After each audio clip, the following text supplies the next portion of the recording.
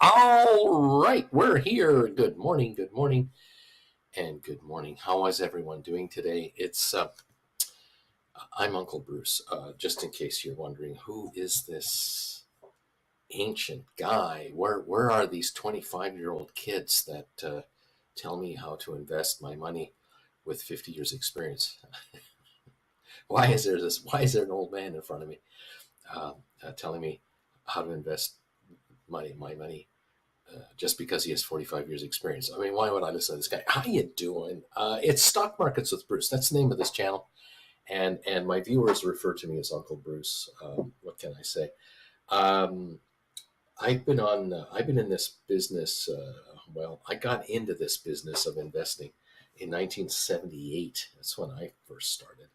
I was 22, 23 at the time. I was not the son of a stockbroker or of a banker or anything like that. My dad was a salesman for musical instruments, driving all over Ontario, selling Ontario, Canada, selling musical instruments to music stores. And then he opened up his own music store, and I grew up inside that. I as a 9 year old, began to be allowed to go with dad to the store, and I would then be allowed to sweep the floor and be allowed to polish the counters, vacuum up, throw out the garbage, take the empties back, and make coffee. And shut the hell up and just listen to what everyone was saying and don't interfere with customer and salespeople. That's my upbringing, and I loved it because I saw the world from a whole other angle compared to my 9 year old, 10 year old best friends. I saw another world completely. And as it turns out, I had no idea at the time. Now, 50 years later, 60 years later, I realized that I was inside a music store in 1965, 66, 67, 68. And what was happening in 1965, 66, 60? Oh, the whole world was exploding. It was exploding all around us. I'm a kid inside a music store in Canada, and I now realize the customers coming into that store varied, of course, like in any other retailer. And we not only had guys who were construction workers and moms and dads coming in with their children who were wanting to learn music. We offered music lessons. We had studios in the basement of the store for lessons. We offered guitar lessons and other lessons. And so we had students coming and going all the time who were children and adults. I had the pleasure of watching suit and tie type people come in who were weekend warriors. They were playing music on weekends, and then it didn't occur to me that there were some guys coming into the store who were wearing these green jackets. They were, it was like army kind of colored jackets and jeans and t-shirts, and we had the short hairs, the long hairs, everything. But we also had a smattering of draft dodgers that were coming to Canada to avoid the Vietnam War, and I had no clue. I'm 9, I'm 10, I'm 11, clueless. We had them all. We had those who supported the draft dodgers. We had those who hated these guys, and we had most people who didn't give a crap because they had their own problems to deal with. And everybody coming into that store wanted to talk to my dad. They wanted to talk to my dad all the time.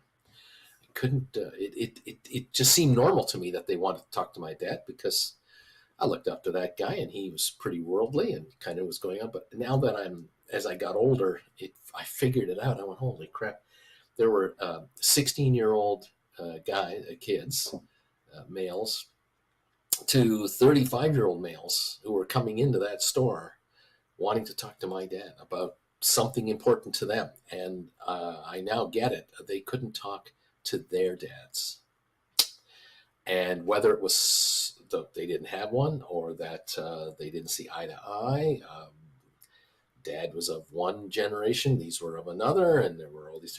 I grew up big time with that. And that helped me become, believe it or not, a financial guy because I saw how my father handled every kind of personality that came in that store with different psychology and um, needs and wants and outlooks. We had some Looney Tune customers, and we had some very stable customers. We had it all. I mean, when you're a retailer, oh God, you don't know what's coming in your front door. You do not know what's coming in your front door. But I watched the master handle the people. He was a people manager. He was an unbelievable people manager. And his thing with me was when people come in the store, you shut up and just listen. And then when we're alone, you can ask me anything you want about what we just witnessed. And I tell you, I loved it.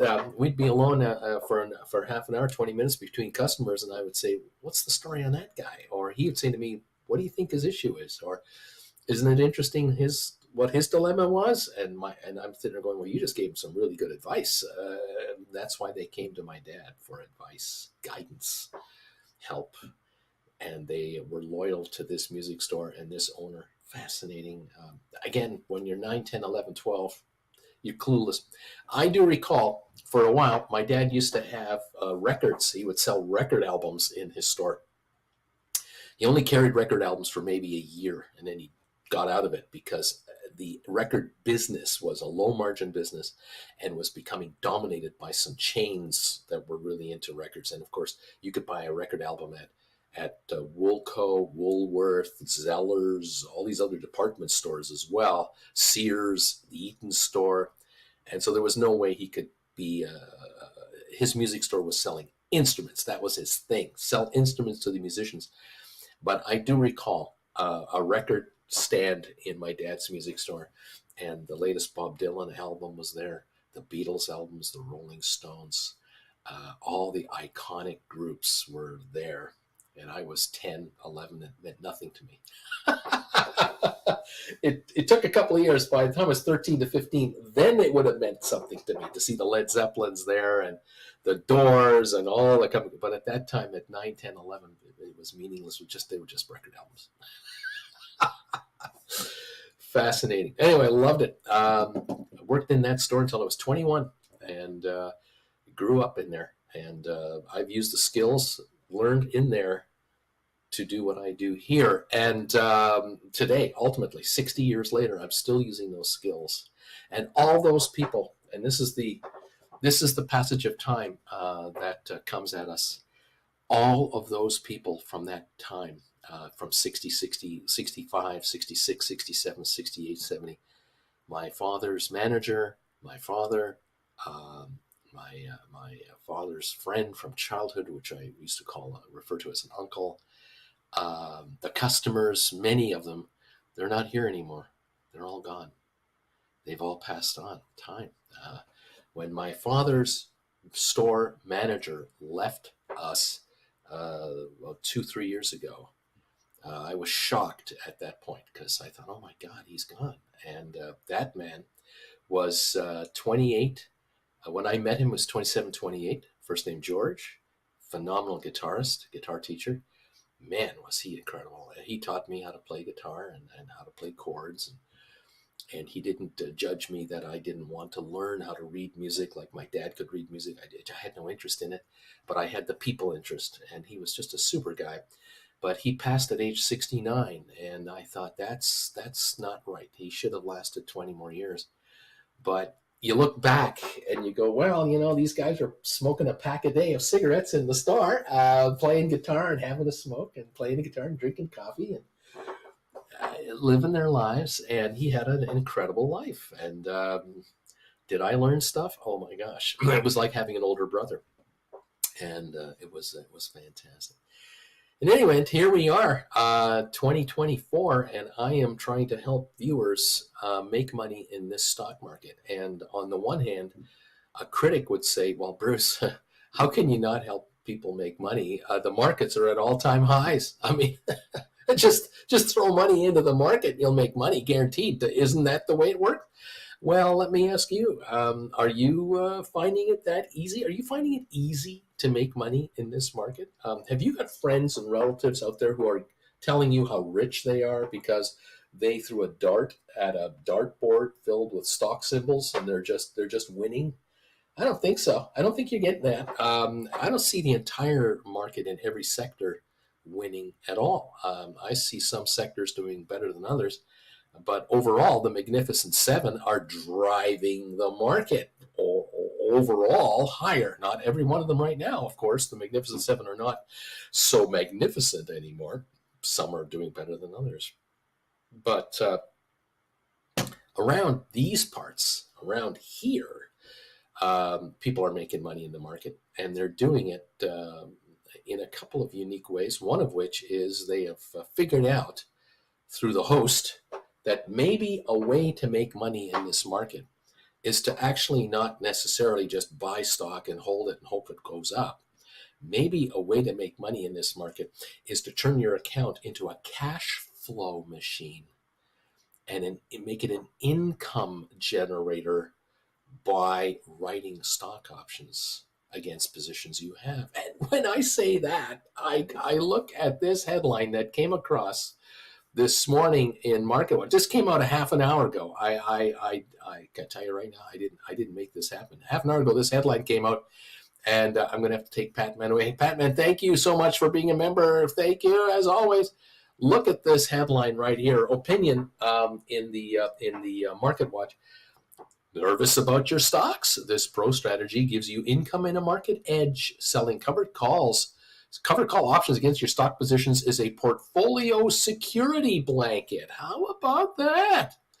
I kind of like that headline. I went on to read the article and found that they talked about 3 different strategies on how to do this. And I'm thinking to myself, well, obviously this reporter, whoever wrote this piece, is watching my channel.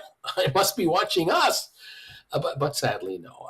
The individual was talking to an individual managing an ETF that specializes in writing options on portfolio. But hey, it's okay, wherever you get your thing. Look, in this world of option writing, there aren't very many places you can go to get advice on how to become an option writer.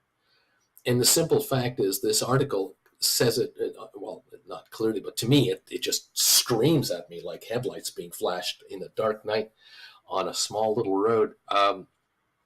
This reporter had to go to an ETF manager. Do you guys know ETF managers in your family?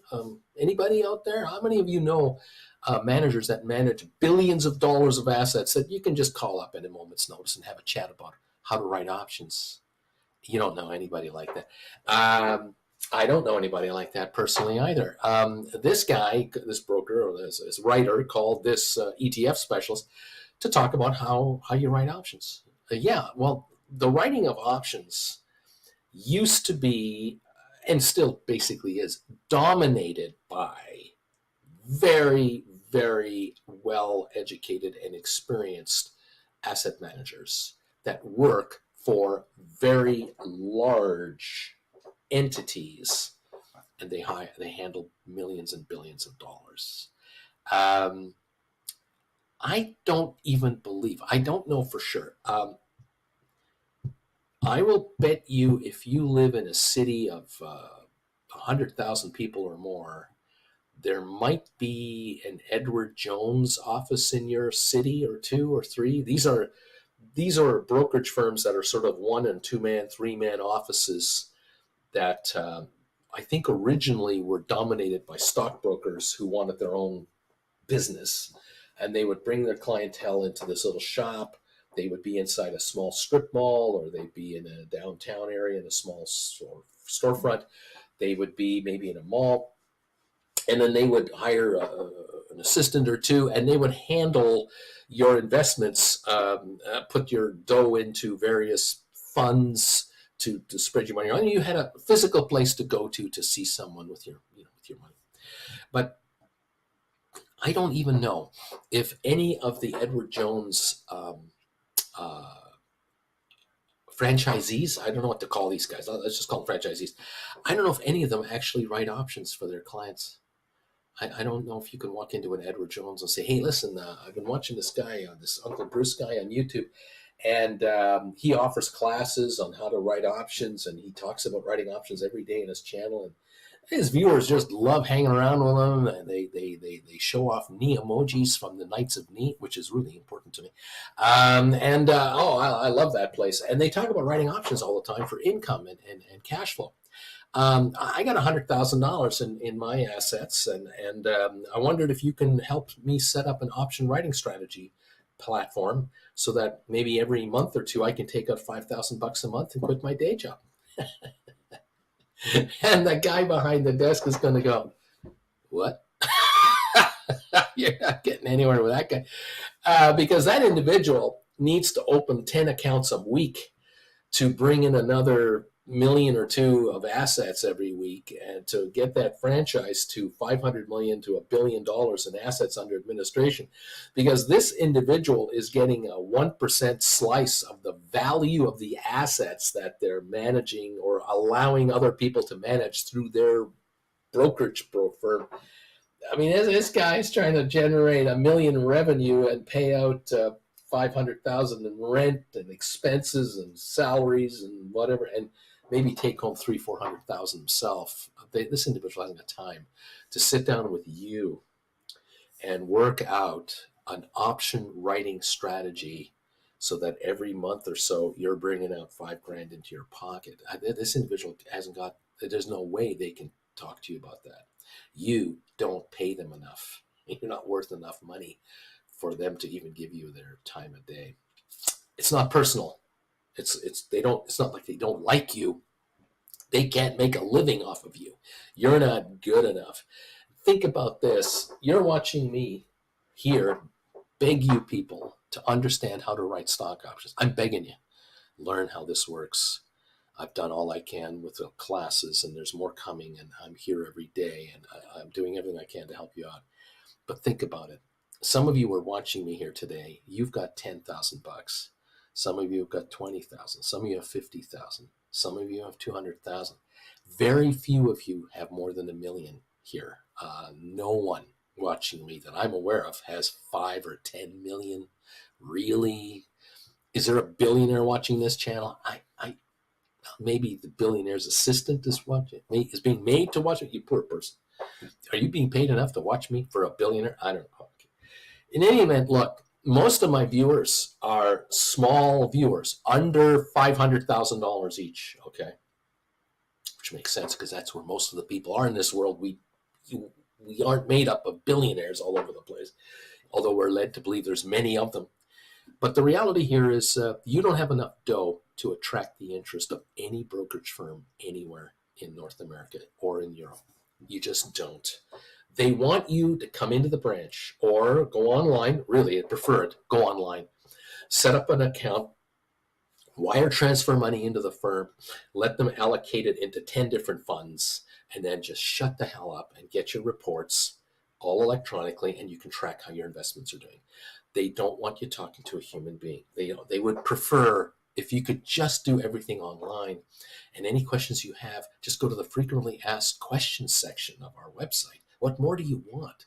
And all your answers are there. Really, you're not going to be able to go see your investment advisor once a month for a couple hours to go over your hopes, wishes, dreams, and desires. Because their hopes, wishes, and dreams and desires don't match with yours. Their job is to attract 500 of you every month or every year under a quota that they've been given by their management.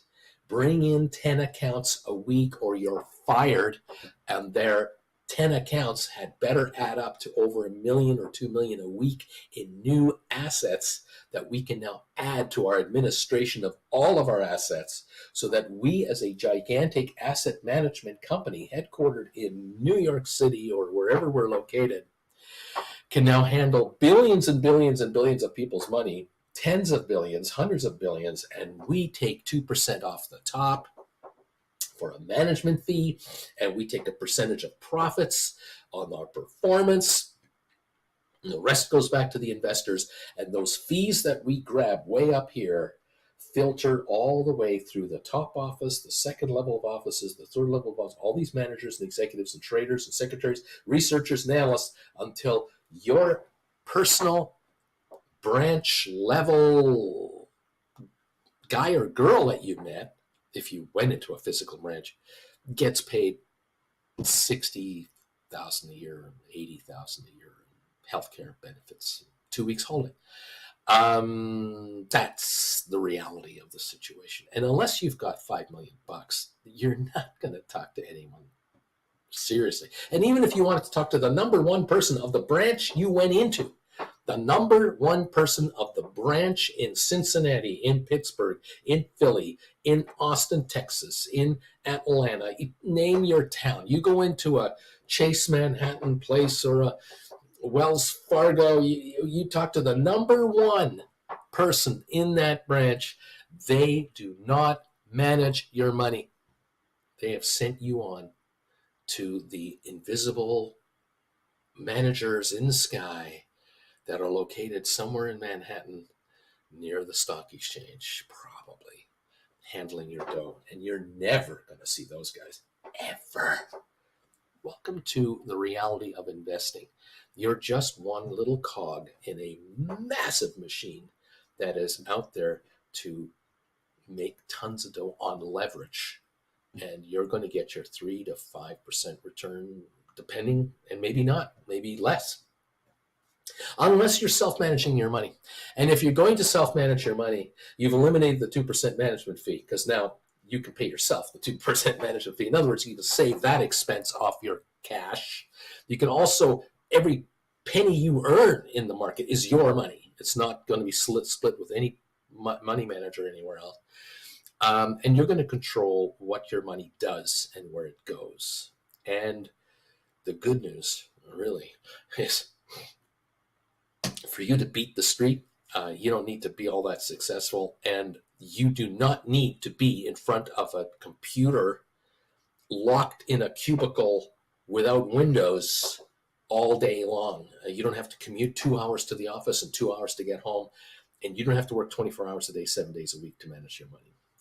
There's the win. And really, you can use one of these devices that apparently the U.S. Justice Department believes this is the problem of many Americans. A company as successful as this is the problem. We should sue the shit out of these guys and teach them a lesson. How dare you be successful in the United States? You should use one of those to manage your money anywhere you go. Oh, did I slip a little bit on my opinion on this Department of Justice suit? Gosh, I didn't even realize I did that. I just thought I was being a nice guy. Anyway, look, you're here to manage your own money, and you're here to manage it better than anyone else can manage it for you, because guess what? You care about your money. You care about every dollar you've got, and you don't have that many. You don't have $15 million that needs to be managed. Now, some of you out here are watching me, and I know every one of you is different, first of all. Every one of you is different. So that means some of you who are watching me, whether live or on the rerun, are probably coming into money. You're probably here because there's a change in your life happening that is unavoidable. And that might be an estate situation. You are an adult, but the eldest child of parents who passed, or you are an inheritor of an estate, for maybe grandpa's estate is coming to you, grandma and grandpa's estate's coming to you, and then you've got the kids and they got the kids.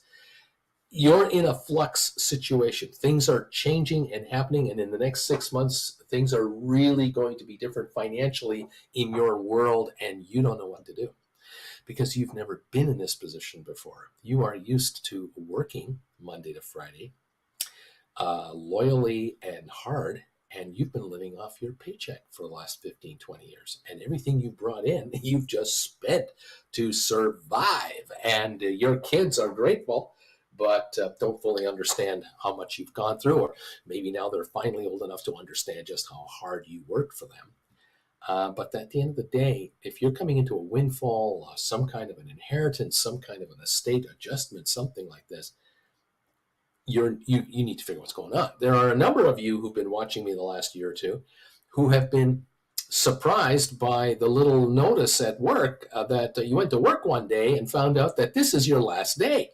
Not that you were planning that this was your last day, but you just got informed this is your last day, and you're leaving today with a box. Get out, and we're giving you your stock in the company, or we're giving you 3 months severance, or you're getting a walk away package of some kind.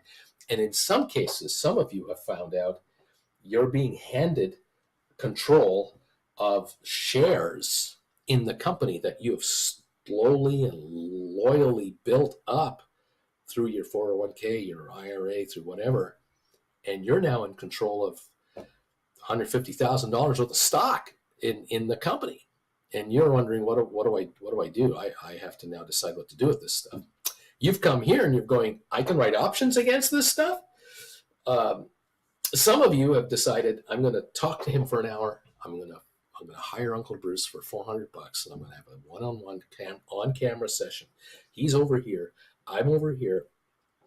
I'm going to tell him our situation and ask him what he thinks, because I don't want to go to the relatives in my family, because they're all morons. They're all opinionated, and they're all idiots. They don't know anything about investing. They think they do because they're so successful themselves. Yeah, right.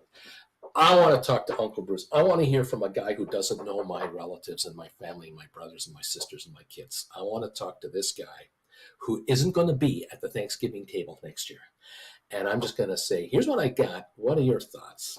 And if he makes sense, great. If he doesn't, I don't ever have to listen to him again. No hard feelings.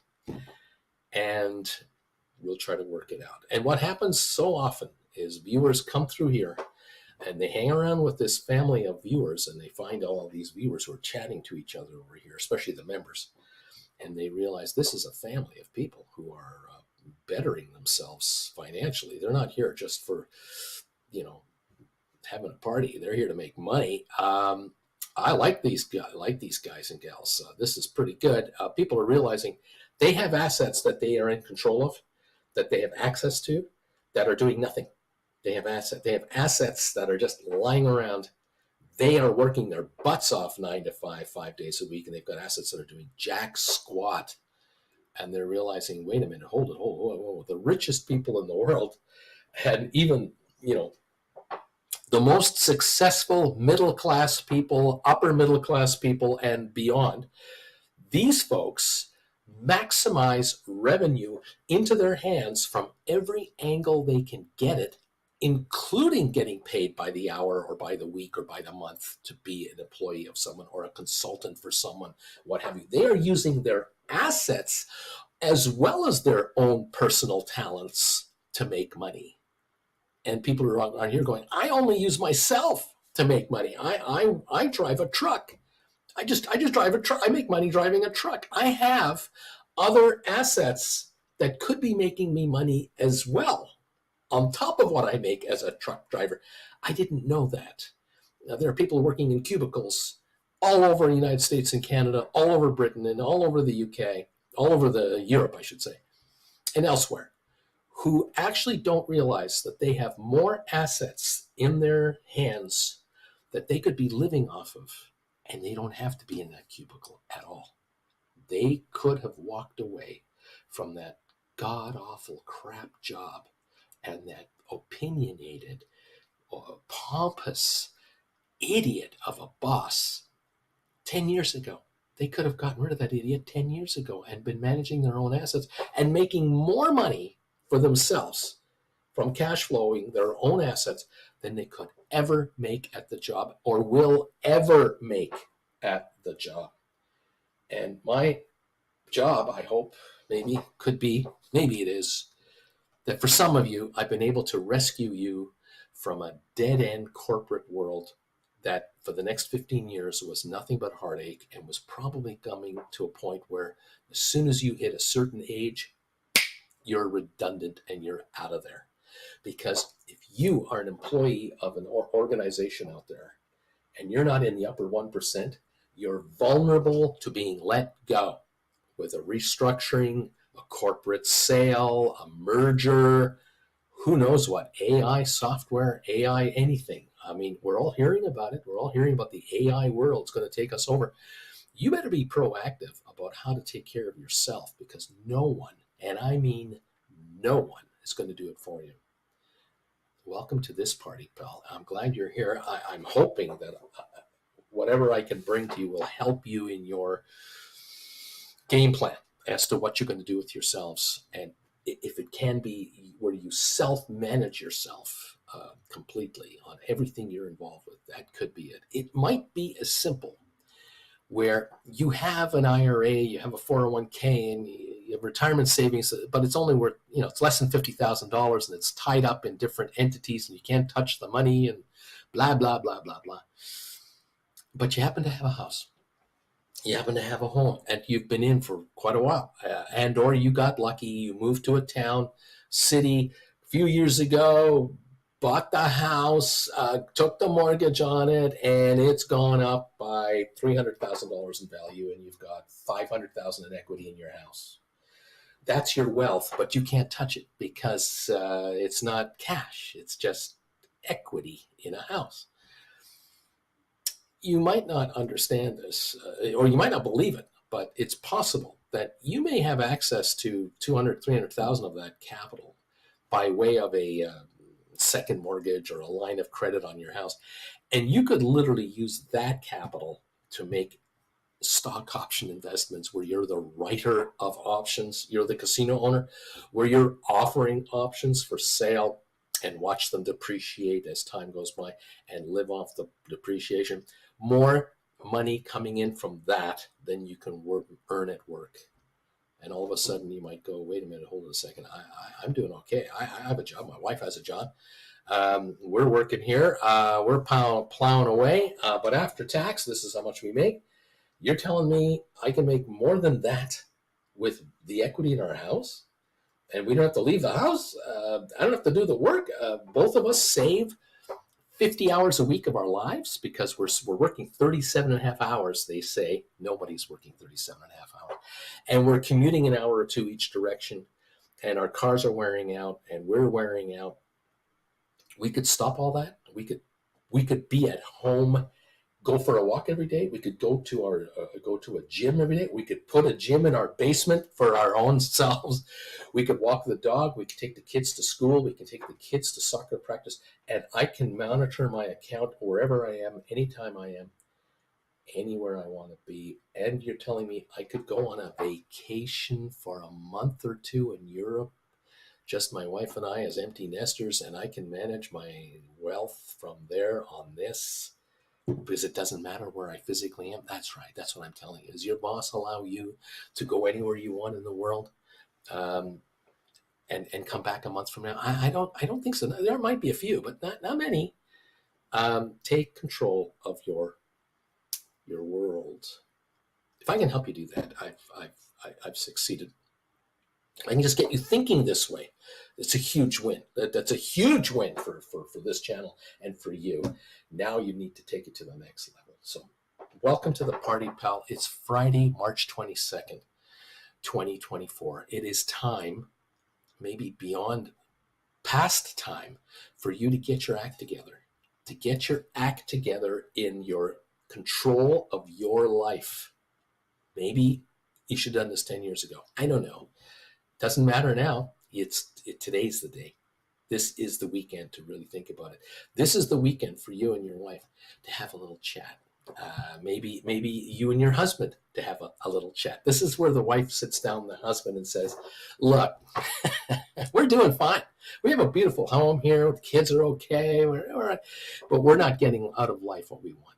What we wanted 20 years ago when we were younger and what we've got now is not the same. And the next 10 years doesn't look like it's getting a whole lot better. And are we thinking about our physical health as well in this world we're in? If we keep doing what we're doing, the way we're doing it, in 10 years, how will we be doing physically?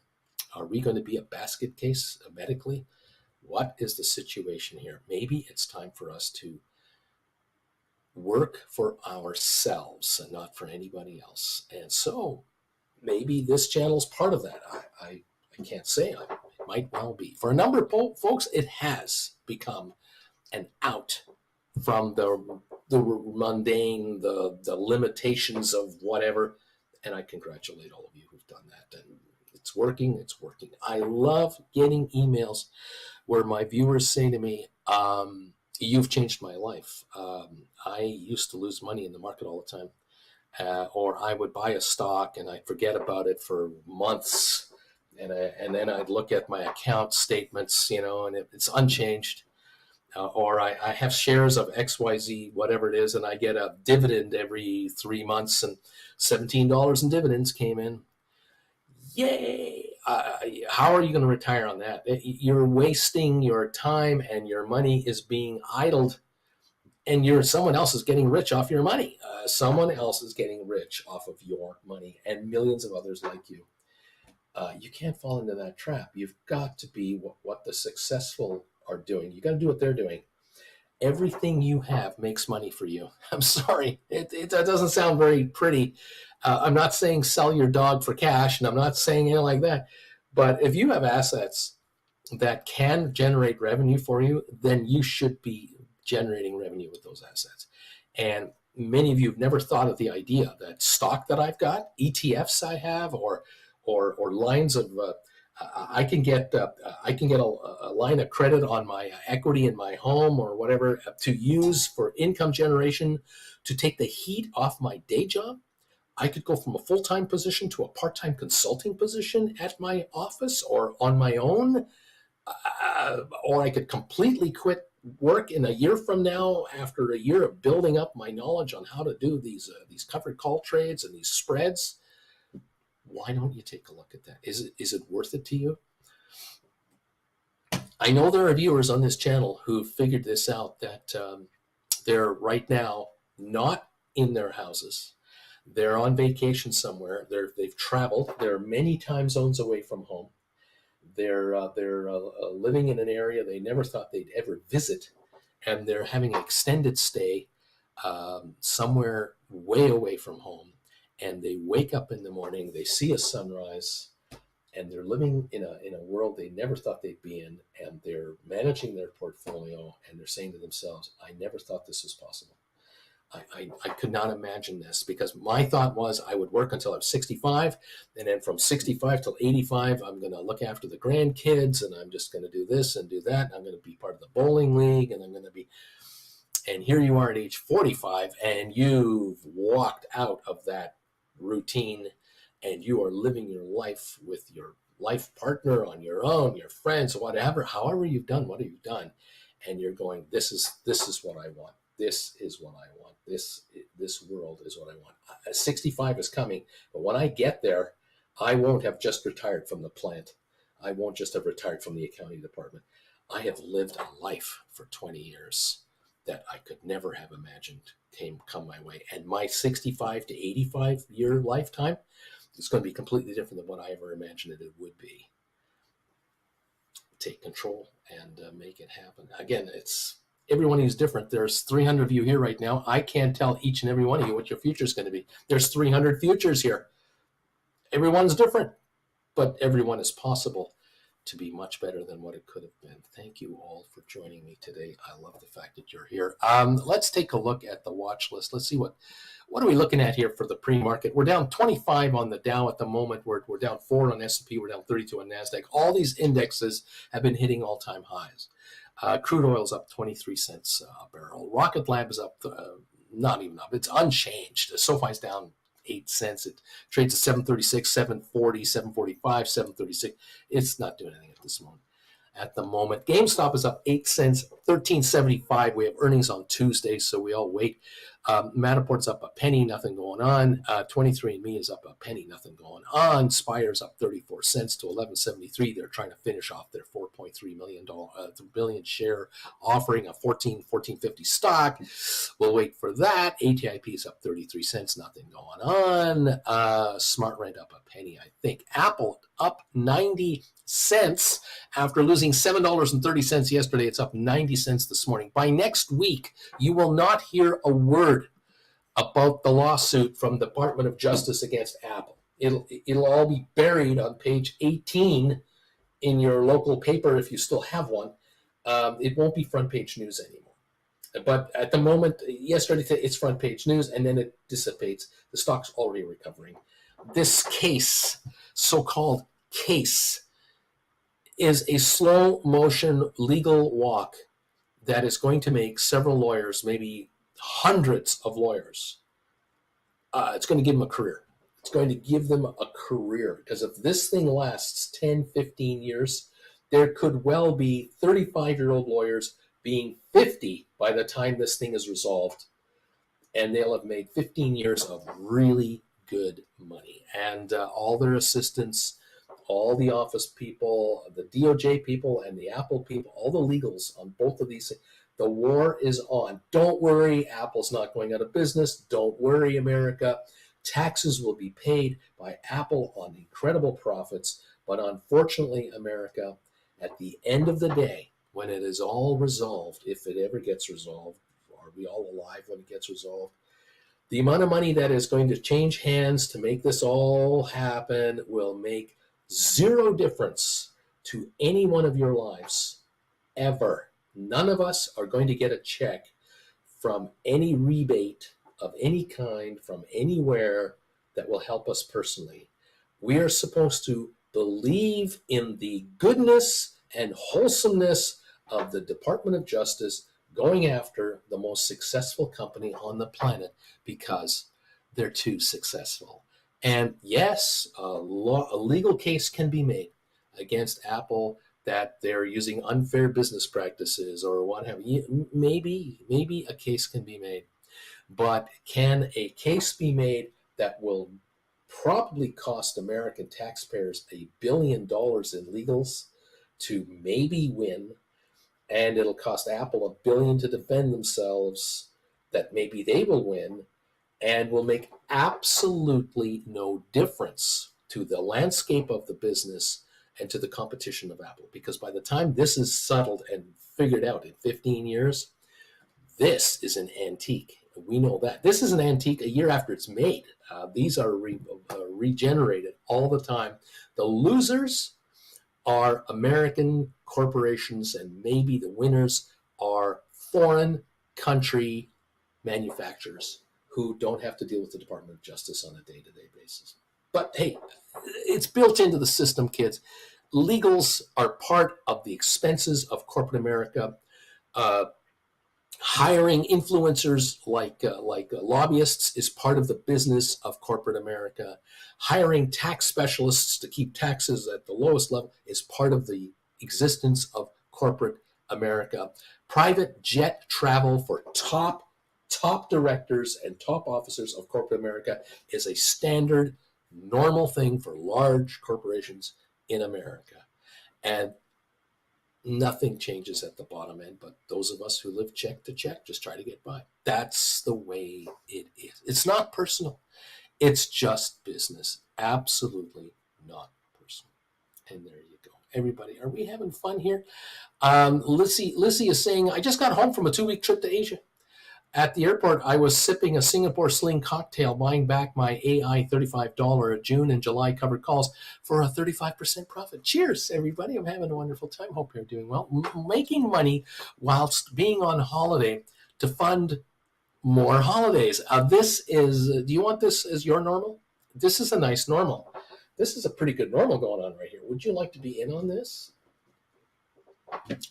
Did Lisi make a 99% profit on an option trade? No. Took in 35% profit on a trade. And we'll do another, and we'll do another. Lisi is cash flowing her life. And why can't you? Easily can be done. So much fun. Thank you all. DB, hey, hello, Uncle Bruce. I'm thinking about writing a put credit spread on SPY. Is 10% behind the stock a good place for a monthly trade? Any recommendations would be greatly appreciated. Well, check out the SPY market. The stock's 522 as of the close last night. 10% behind would be $50 behind this price. 472 ballpark. I would say 440 to 460, 450, 470. Probably a good place to look at a credit spread, a put credit spread. Maybe a $10 spread or a $20 spread. bring in a nice little credit for a month out, maybe 2 months out. And then with a month out to go or 3 weeks to go, you close it out and enroll into another one. So that once a month or so, you're closing out a put credit spread for a nice little return, moving on to the next one. Something to look into. Absolutely. Fun times. Yes, here we go. Mazda Miata. I got laid off twice within 2 years. First one was corporate restructuring. Second one was that we lost a huge contract, 40% of revenue. Yeah, this happens out there. It is the way it is. And Honeybee, when Uncle Bruce says, welcome to the party, this is what he's talking about. After you learn how to write options and then you start to earn, and it's a festive feeling when financial liberty happens to hardworking folks. The thing about my lessons is you take the lessons and you write options at the same time. Honeybee was saying earlier, it took many months. I bought classes. I sat down and learned what he's talking about. It takes effort, but it can be done. I'm a dummy, but even I could do it. Honeybee, thank you for those unsolicited comments. I appreciate it. Beautiful stuff. Here's another comment he made, or she made. It was impossible for me to learn from any YouTube channel addressing wise stock market option strategies, except for this channel right here.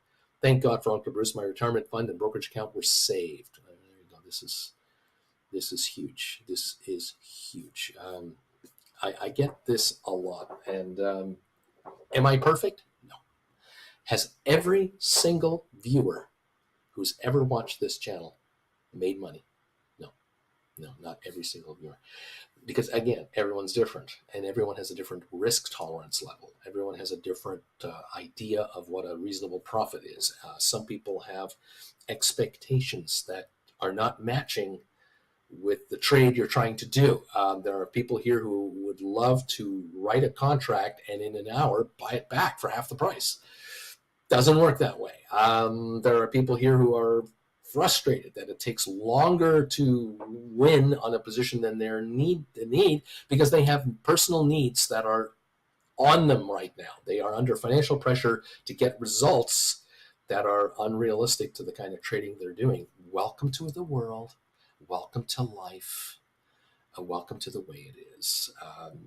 It is just, this is normal. This is not unusual. But if you are sick and tired of underwhelming returns from your investments, you're sick and tired of the fact that you have been plowing money into a retirement fund, your employer has been plowing money in with you, or you've bought into a bunch of different ETFs over the years, or whatever you put your money into, mutual funds or whatever, and you're not getting 15 and 20% returns, you're getting 3 and 4 and 2 and 6 and 2.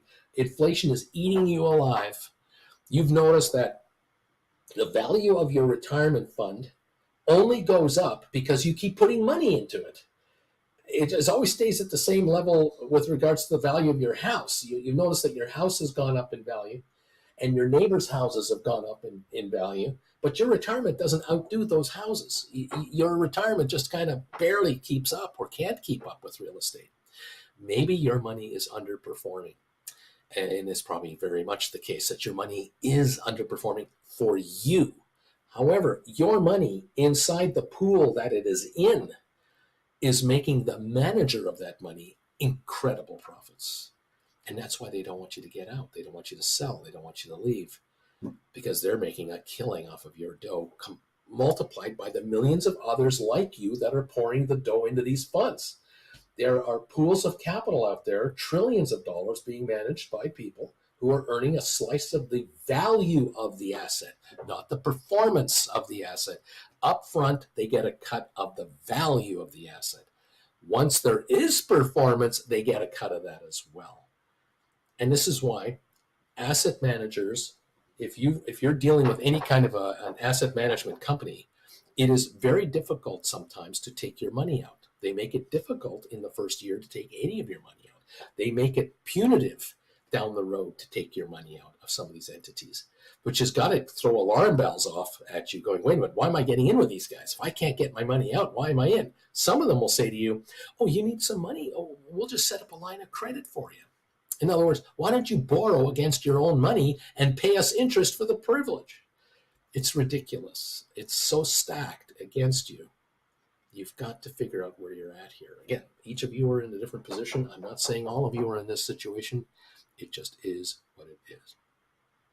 Anyway, there you go, JP. Panic. I woke up today and put on the song "They Don't Really Care About Us" by Michael Jackson. There you go. GameStop, Rolo saying GameStop chain for March 28th is wild. To write or not to write. RJ, a short interest, more is good or bad for investors. And here we are, the headline of today's show. SOFI short interest nears 20%.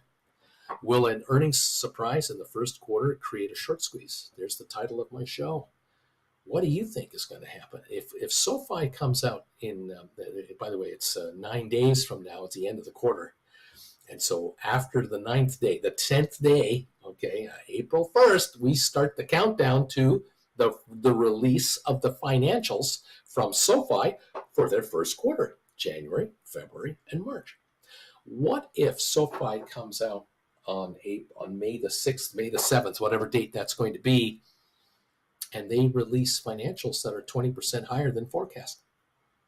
The street, they beat the street like by a country mile on the top line, on the bottom line. Membership growth is much higher than expected. Loan assets under administration, deposits are way bigger than expected. What if there is a surprise from SOFI on all these metrics? What is going to happen with the fact that we're now approaching 20% of all free floating stock is shorted? That's over 170 million shares now. Could be a 200 million shares short by the time this happens. We're 200 million shares short out of 900 million that could possibly trade. What does that mean? It doesn't mean the stock goes down. I'll give you the first hint, okay? It doesn't mean the shares go down. Okay, there's your first hint right there. Okay, well, that leaves two options. The stock stays the same or it goes higher. Now, why would it stay the same? Well, there are just as many sellers as buyers. Okay, fair enough.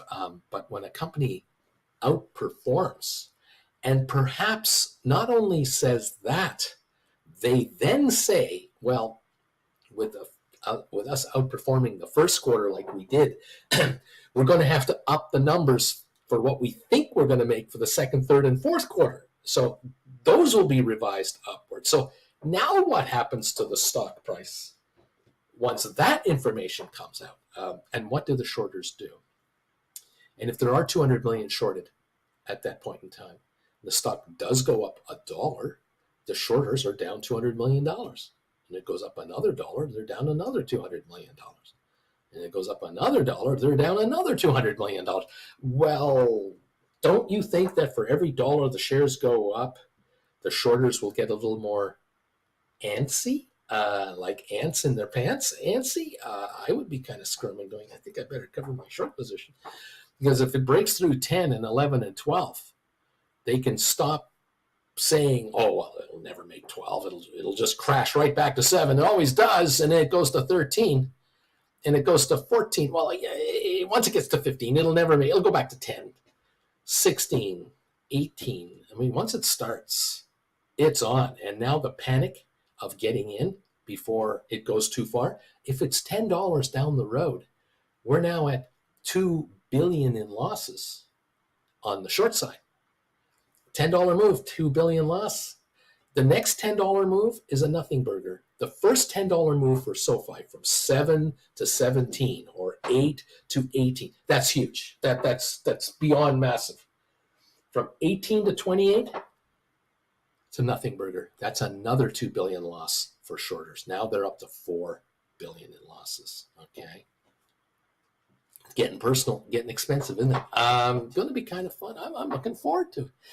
I don't know. Let's see what happens here. Anyway, that's about it. Here's an interesting comment. Brian Coley. I sold 200 contracts for in the money $7 cash secured puts on SOFI for September 20 expiry. I collected over 25 grand in premium. I'm currently up by that by over 4 grand in less than a week. I'm already up 4 grand. The stock's at 740, so not bad.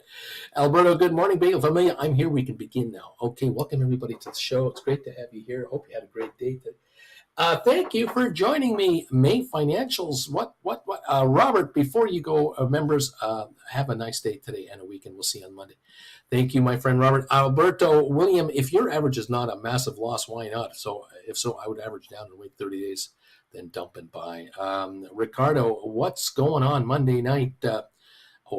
I do my show on my other channel Monday night. Robert, TWB, Traveling with Bruce. Tom Kaufman, good morning, everybody. Welcome to the show. Welcome to the party. We are 5 minutes away from opening the markets here. Our friend Larry Titus will be hitting the bells in less than 5 minutes to indicate to all of us that we're about to get this party started. Thank you all so very much for being here. It is much appreciated. Giddy up, kids! Thank you for coming in and being part of the program today, part of the show. Great to have you here. Fantastic. We have 139 thumbs ups already. Thank you very much for that. Appreciate it. We love having you here with us. The Dow is only down 10 points at the moment. We're making a move over on our channel right now for member comment only. Please become a member of this channel and join in on the commentary. Thank you again to those of you who have become members in the last few months, who've discovered this channel lately. Those of you who are upgrading your membership levels from where you were to the gold level, bagel level. I thank you very much for that. Pat, man, thank you for renewing. I believe you're renewing your membership, if I'm not mistaken. Thank you again, just all of you who've been here for, in some cases, years. As a matter of fact, Pat, man, has upgraded membership to Chillin'. Well, thank you, Chillin'. Welcome for that. Great that you're here. Those of you becoming Gold Bagel members, thank you. Computer Wiz just made an announcement here. Thank you for these wonderful green bar announcements that you guys make. Been a member for 36 months, 3 years. I've been a member of this guy's channel. Does YouTube allow colors for over 3 years? You're gonna need a new bagel color. I don't know. I haven't heard anything yet. They sometimes do this sort of stuff quietly, and other times they do it in a very loud way. But if I do see different colors available for your monitors, for your avatars, I will do it. Anyway, there you go. What else is going on here? Alberto, if we squeeze into the 12-14 price range, should we write contracts? I'm just joking. You've trained us to snipe out these opportunities. We'll have all kinds of fun. The higher these shares go, oh God, are you guys going to make a ton of money? It's going to be insane. I'm looking forward to the day where these shares take their first shot of significance beyond 12-14. It's coming, no doubt in my mind. I don't doubt it. I think we're going to see some pretty serious stuff.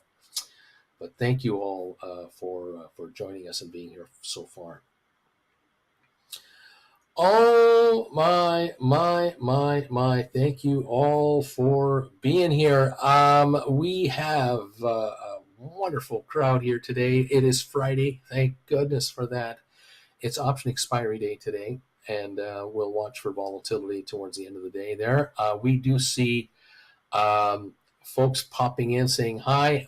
The thumbs up meter now is at 154. Thank you. We open in a minute. If you can hit that thumbs up button for me before we open, that would be terrific. Give the show a little momentum with the YouTube computers.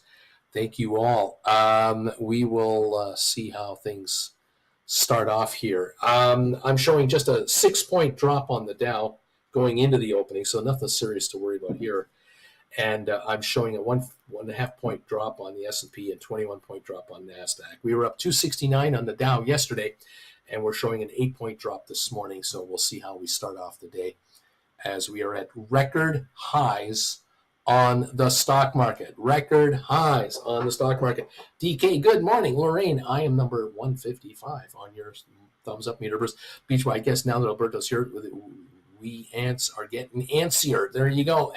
Hector Algebras, thanks for another week of education. Larry Titus, boom, the bells have been rung. Don't forget now, if you're a follower of this channel and you'd like to meet me in person with Auntie Jen, we will be available for a meet and greet on April the 13th, not long from now, Saturday, April 13th, in Ontario, California, at the Outback Steakhouse, right by the Ontario Mills Mall. That would be Highway 10 and 15, the two gigantic interstates in the burbs of LA. Come on out to the Outback. Noon is the start time, and lunch is on us. Jen and I would love to order whatever you want. Grab the menu. Tell me what you want. They'll bring it to you. The channel will take care of you. Would love to have you come and see us in person. So remember, Saturday, April the 13th at noon at the Outback Steakhouse in Ontario, California. Come on out. It's the same location we had a couple of years ago, so that'd be nice to have you there. Thank you, everybody. Larry, leave them nothing. Right on, Larry. Luca, go on, Larry. Nicely done. Never, Larry, never. Juan, good morning, everyone. Lesson number 9 under the belt. Finally, what a treat, these lessons, Uncle Bruce. Way to go, Juan. Moving up the chain with those lessons. Start with lesson number 1, then watch number 2, watch number 3, watch number 4. There's 17 of them. Learn how the option markets work, how they operate, how you can get in there, how to understand the psychology of these markets. Understand why do options go up in price when they're not supposed to, and why they go down when you don't think they should go down. Get with the program, kids. You're up against the professional traders out there, and I'm trying to educate you on to being a better option trader. You could change your life completely becoming an option writer. Become the casino rather than the gambler. This is the point. At the end of the day, you own the dang slot machine. It's your slot machine. It's not the gamblers. The gamblers are just putting money in your slot machine. You're the one controlling the payoffs and taking the cut. It's a beautiful thing. Welcome all to the show and the markets. We're open for Friday, March 22. Yeehaw! 734 on SOFI. First down about a dime. We were down to 724. Now we're at 734. See what's going on. We got the market in the Dow here up 17 at the moment. S&P down a half a point. NASDAQ down 18 points. Thank you all for coming through here. Nice to see you. Oil's up 17 cents a barrel right now. Okay, we're going to watch the markets here closely, see what's going on. I've got Adobe right now at 509.29, down $1.96.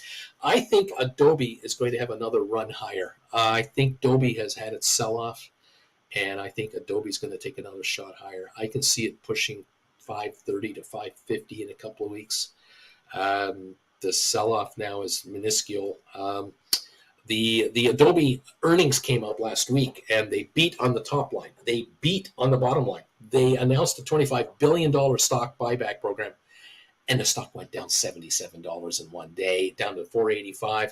It's recovered back here to this 510 neighborhood. I think it'll go higher yet, without any doubt. So if you're looking at cash credit spreads for puts, that's where I'd be looking at on Adobe. I'd be looking at credit spreads anywhere in this 440, 470 neighborhood, anywhere in there with a 10 or 20 or $30 spread between puts. Take some nice credits and enjoy yourself. NVIDIA 916 right now, up 188. Spire is up 47 cents to $11.88. SoFi down 15 at 729. We'll see if this first morning little sell-off goes through. 2 million traded. This is a nothing burger. We'll probably be higher at the end of the day if we only have this little bit of volume to start. This is not much to worry about here. GameStop up 26, $13.92. Look at that. We're coming back to $14 on GameStop. Only 136,000 traded, which tells me there's nothing here for sale. It's drying out because the earnings are coming up. I'm curious to see what kind of earnings are going to be released on GameStop for the first time in a long time. Rocket Lab down 3.5 cents at 405. AI is down 45 cents. The Spiders are down 40. The Qs are down 91. Uber's down 40 cents. All fractional losses. Nothing serious here. Apple down 45 cents. It's a nothing burger. Enphase down 171. AMD down 26 cents. Netflix up $1.79. Tesla's down 532 at 167.50. They say they're going to raise prices in the U.S. on Model Ys. They're coming up with their new models. They're coming up with their revised Model 3s and Model Ys. during this year. And so they're probably going to get rid of the last of their inventory and shift into the new one. We'll watch that and see how it goes. Matterport, 187 down 2 cents. Smart Rent, 269 up 1 penny. We've got Unity down 33. Google up 189. Moderna up 8. Cisco unchanged. Pfizer up 11. IBM up 8. HPQ up 6. Microsoft down $1.12. This stock is a couple of bucks away from its all-time high. This is the perfect stock to now look at writing credit spreads, put credit spreads. Get behind the stock about 10, 12% and take a look at put credit spreads in this 350, 380 ballpark, 370, 390 ballpark. That a month out, maybe 2 months max. There's some potential there to make money on Microsoft. We've got Amazon down 72 cents. We've got Home Depot up $1.10. Vanik is up 20. Goldman down 92 cents. Boeing is up 326, which defies logic. Meta down 288. Target is down 73 cents. JP Morgan up 17 cents. Costco up 63 cents. No, make it negative 63 cents on Costco. Walmart down 15. Disney's up 7. American Airlines down a nickel. AMC off 6 cents. DraftKings down 20 cents. And Royal Caribbean 135.20 down 59 cents this morning. That's what we got there. We don't have a lot of serious red here at all. Fractional. The Dow right now is down 7 points, and we've been flatlining all morning. We're flat on S&P. We're up down 16 on NASDAQ. Not a lot going on. What else is going on? Baidu stock jumps on report of talks with Apple about AI. Baidu stock is a little higher today. We saw earlier this week Google and Apple talking about AI sharing deal, something, amalgamation, something with iPhones.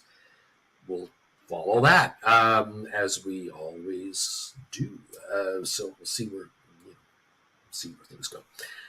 We're up 1 point on the Dow right now. Now we're down 13 on the Dow. So you tell me where it's going. Adobe 509.42. The low of the day on Adobe 507.80. Now we're 509.40. Down 183. That's a stock that I think will go higher. Nvidia up 5. Spire up 32. SoFi at 731 down 13 now. 733 down 11. GameStop 1378, just short of the $14 mark. The high of 1394 so far this morning on GameStop. Report the earnings come out on the 26th. This is the 22nd. 4 days after the weekend, we get the report. Monday, Tuesday, I guess. Rocket Lab down 6 cents at 402. AI down 37 cents. Spiders just went green. We're up 2 cents on the S&P 500 ETF there. We're down 51 cents on the Qs, but that is probably going to rise a bit here because it looks like NASDAQ is trying to go green right now as we speak. Apple down 63 cents at the moment. Let's see. Netflix up 133. We've got Google up 276 at 151 now. Google for the week. The low was on, was it 3 days ago? We were sitting at like 147 a share, kind of 147.24. We're now 151. We haven't had a massive run this week. I will say though that Google did run from 132 on March 5th, so 17 days ago, 132 to 151, $19 pop. And this week we did hit the high of the year, 155.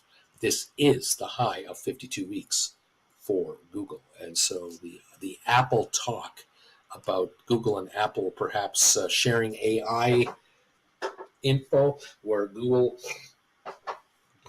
AI will enter into iPhones could be very significant for Google and ultimately for Apple. So we'll see what's going on.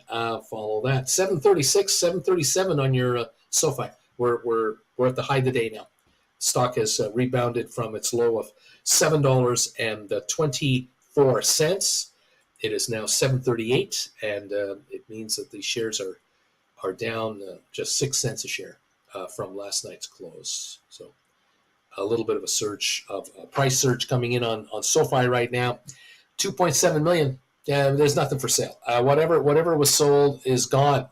Yesterday at this time, 6 million traded. So there's no follow through on the sale of the stock. So that this could push it higher. We might see 750, 775 today if it does a little bounce up from here. We'll see. Happy to watch all of that, everybody. How you doing? Everybody making any money? Hope you are. Go GameStop. Earnings ahead, says SOFI. Says Splair. Welcome, buddy. Thank you all for being here today. Nice to have you in the house on a Friday. Hope you're doing okay. I hope you're going to enjoy your nice weekend. We're showing thumbs ups right now of 176. Thank you all. We're almost at 200 thumbs ups. We love getting to 200 thumbs ups. Jen and I wish all of you the best of wishes from Palm Desert, California. And we thank you for popping through here and hanging out with us. It's a wonderful thing. We do appreciate it. Let's go, folks. Let's see what this market wants to bring us. Fun times. 921 on NVIDIA. High of 974 so far. When will it break that high? It's only a matter of time. Is it next week? Could be the week after. NVIDIA will break 1,000. There's little doubt in my mind. The question after that will be, do they do a stock split? Is NVIDIA going to do a stock split anytime soon, or do they want it to go to 1,500 first and then do a stock split? Don't know, but it's at 920 at the moment. Writing credit spreads is the way to go on NVIDIA.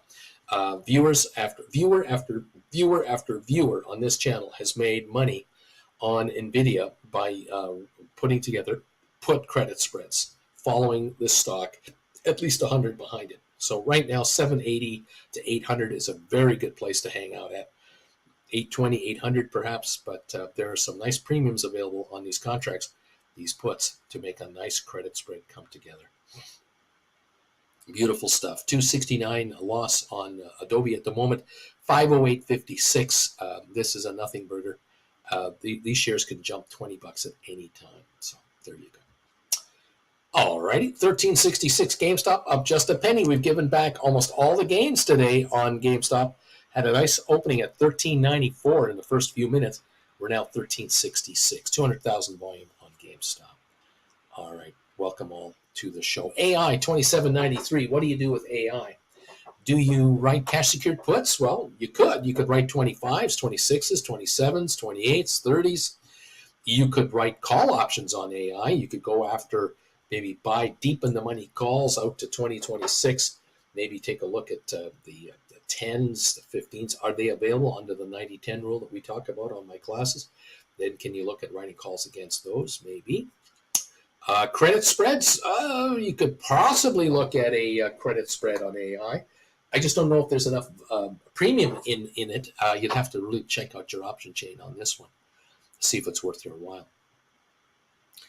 Giddy on up. I find that doing credit spreads on more expensive issues is a better way to go. Credit spread on SPY, which is a $521 stock. Q's 444. Apple's 170. Nvidia's 900 plus. Adobe for $500 stock. There's a lot of room to write credit spreads in these larger ticketed items, which, in most cases, for most of my viewers, you cannot afford to buy 1,000 shares of Apple and then write 10 call contracts against them. It's kind of expensive to do so. Some can do it, not many. But another way to play Apple is to write credit spreads on the stock and utilize maybe a $20 spread between the puts or the calls. It's a $2,000 cost to do a pair of contracts. And with 20 grand, you can do 10. With 20 grand, you can buy 100 shares. Or with 20 grand, you can do 10 credit spreads on Apple, calls or puts. And you can bring in a nice little bit of money doing that. There are lessons available to learn how this is done. There you go. We'll see how that plays out. Everybody, thank you all for joining in and being part of the show today. I'm keeping an eye on short position reports. I keep noticing that GameStop is in the top 10 all the time for a percentage of shares shorted, numbers. GameStop is still heavily shorted out there. I'm noticing, of course, SOFI, heavy short position. I'm noticing AI in the top 5. A massive percentage of AI shares, free trading, are short. I don't fear AI's downside. I fear AI's upside, and so you want to be careful. This is where cash secured puts on AI might be worth your while to consider, something to look into. Yeah, the last quarter that came out, the last report that came out on AI was what, a week or two ago. Beat the street. Yet again, they're beating the street. The shorters are losing their argument about AI's future. They're completely losing their argument. AI has no debt. They have 700 million cash in the bank, and their numbers are going positive. So the days of AI's demise are greatly exaggerated. What can I say about that? $7.36 on your SoFi. Right at the moment, $7.36. We are merely 3.3 million traded here. We are not seeing a sell wave coming into SoFi. We could well have a little spurt higher from here. But I can't tell you second to second what's going on. I can only give you what I see, and we'll kind of take it from there. I can't read the crystal ball for you. But we'll be around. I'll see what's going on. We're down 57 on the Dow. Finally, a little direction here. Down 6 on S&P, down 37.38 on NASDAQ. But this is a nothing burger. Might be just some computer-generated trading, and then we have a buy wave behind it. Watch for that. Anyone, thank you.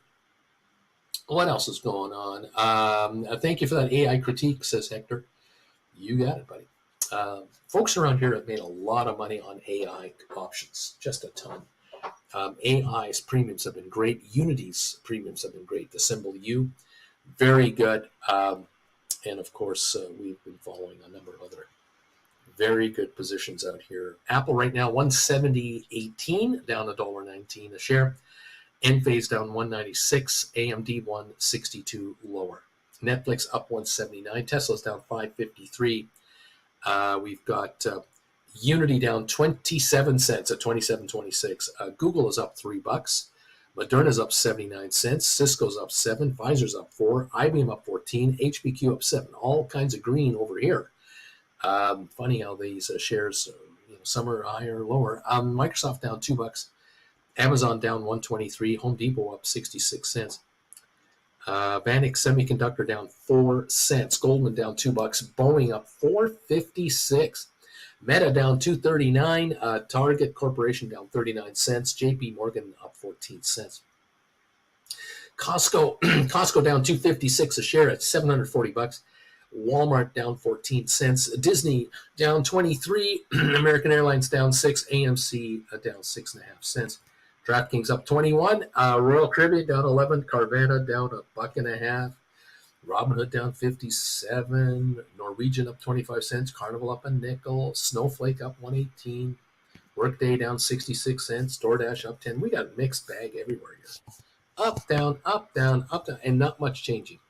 Intel up a penny. Coinbase down $10 right now. Foot Locker up 141 to $25. Yep. Nike down 780. They're coming up with wishy-washy results. It's funny on Nike. A year ago the talk seemed to be that Nike was going to not sell their shoes through other stores. They were just going to do it through their own stores. Now the talk is to expand the offering of Nike shoes through other sellers. I tell you, I don't know what the margins are for Nike product. I don't know if they're all that great. I just know that that in the past, Nike has been a nightmare to deal with if you're in the apparel business.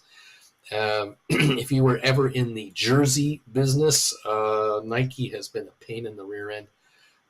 Very unreliable for small retailers. I pity small retailers who are trying to handle Nike merchandise because they are at the bottom of priority.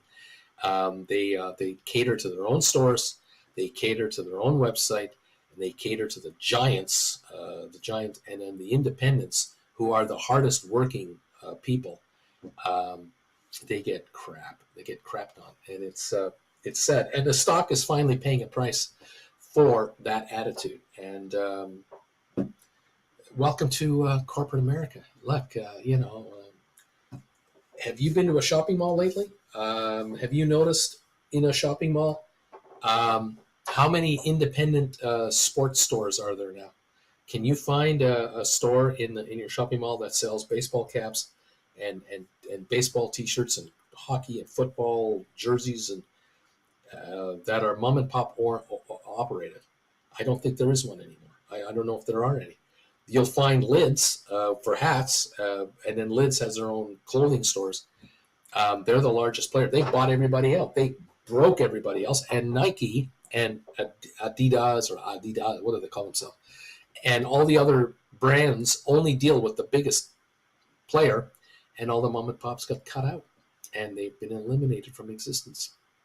And so in the old days, you used to, as a parent, would go into a mom and pop shop and say, my best friend at the office expecting a little boy next week.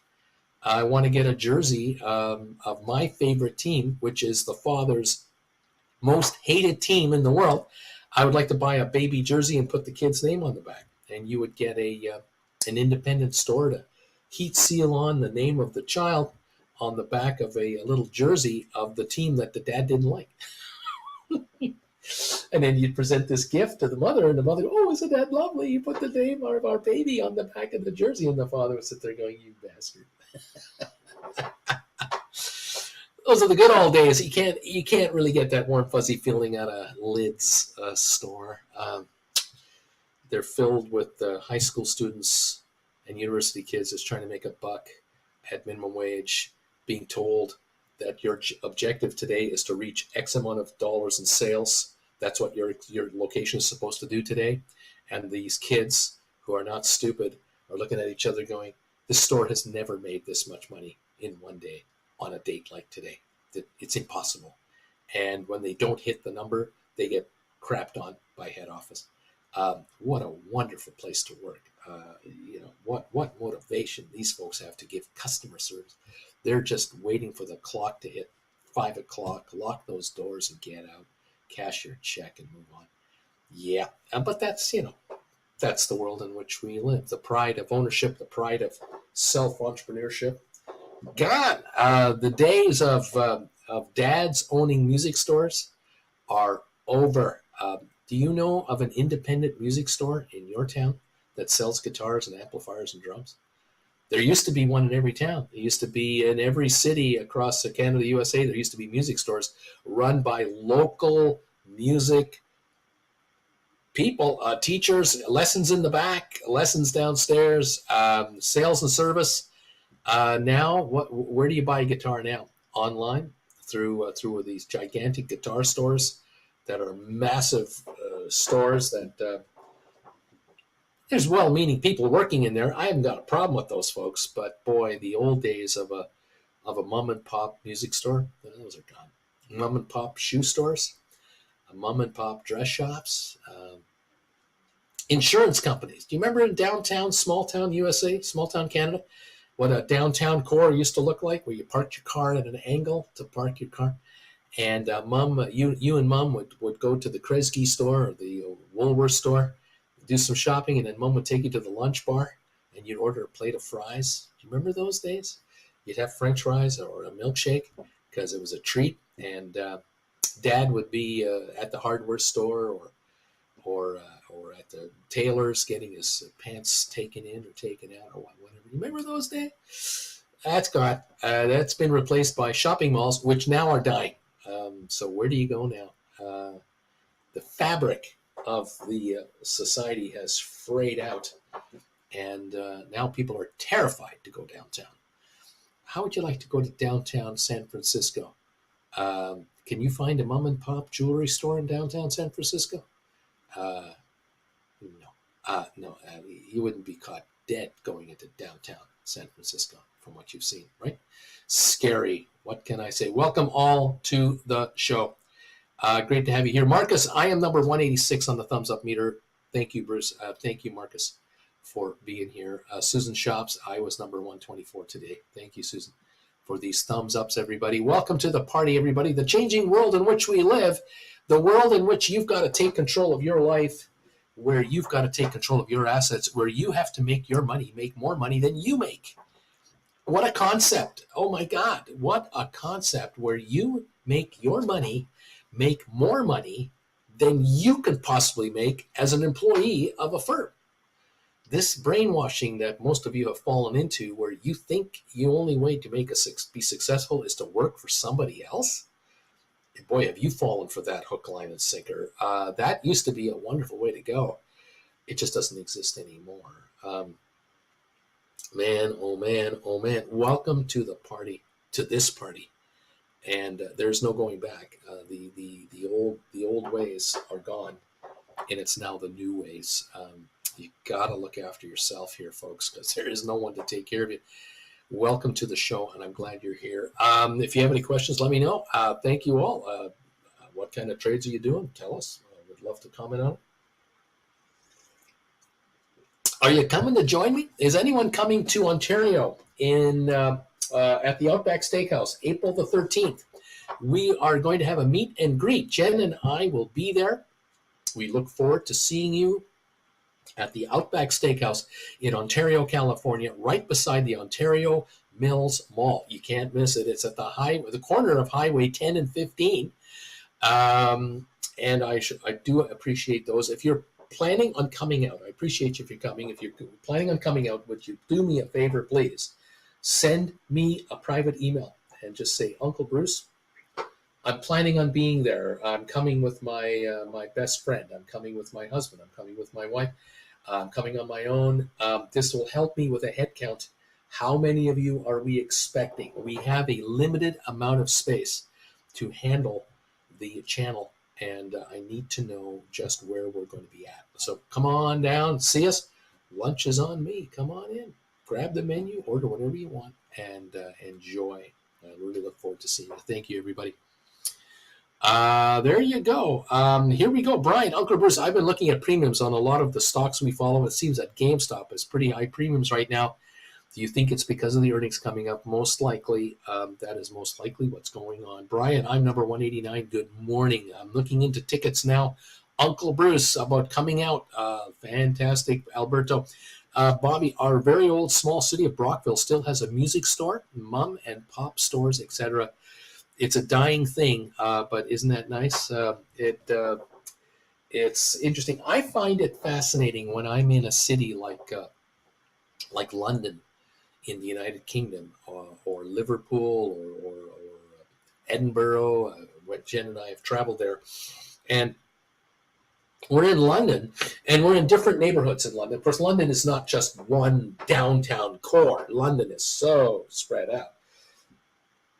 But it is fascinating to see when you're in London and you're in a hotel near a subway stop, railway stop, and within blocks all around you are dozens and dozens of entrepreneurial stores that are mom and pops. Some are run by very young people that are just brand new entrepreneurs. Others have been there for generations, and some in between. And you've got clothing, and you've got craft stores and corner stores and travel agencies, and it's like the way America used to be. Really amazing. I do get a kick out of that, but it's unfortunate that many downtown cores have been decimated completely by giant chain type operations that went into the burbs, into the malls, and in downtown wherever, it's a ghost town. And some downtown councils have done a great job to preserve the vibe of downtown, where they've upgraded the lighting of the city. They've upgraded transit. They've made it easy to park for people who drive in rather than impossible to park. Security, festivals, closing off of streets for pedestrians only, making a downtown core shopping mall, an outdoor type shopping mall. There have been downtowns who've done a lot of hard work to try to preserve the spirit of 2024 downtown rather than 1954 downtown. I get it. Let me ask you this question. I was asking my cousin this the other day. We had a wonderful phone call conversation. If you're older, okay, and this is directed at people that are probably over 40, so some of you are going to go, oh God, oh no. Do you remember the first time you ever had French fries? When is the first time you ever had French fries? Was it because your mom or dad took you to a Woolworth lunch counter, or you went into a diner? It was a special event. It wasn't common. There was no such thing as French fries in your house because your mom and dad were from the old school. You had home-cooked meals only. When's the first time you had pizza? Do you remember the first time you had pizza? I mean, I remember the first time I had pizza. I was invited to a neighbor's across the street from where we were living in a little suburb near Toronto, and I would have been about 7 or 8. And the family that invited me over were from Argentina, wonderful family. And a couple of their kids I was buddies with them. And I was invited over for supper on a Sunday, and they had homemade pizza. And I ended up having a slice of homemade pizza. Unfortunately, and this is why I remember the first slice of pizza I ever had as a 7-year-old.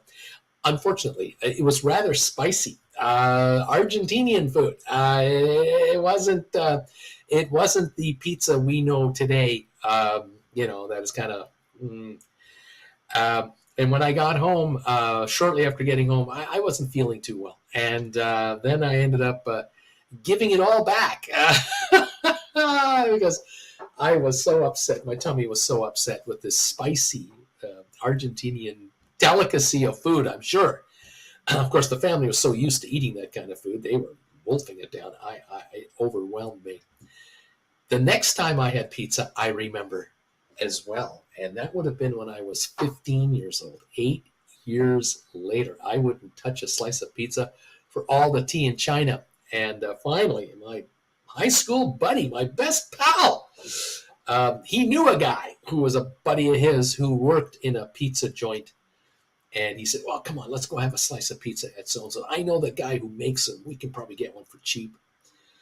And I said to him, I can't handle spicy. He said, oh, no, me either. I can't. No, you're going to love this. And we ended up with a cheese and tomato and ham type pizza or something like that. Not spicy at all. And it was delicious.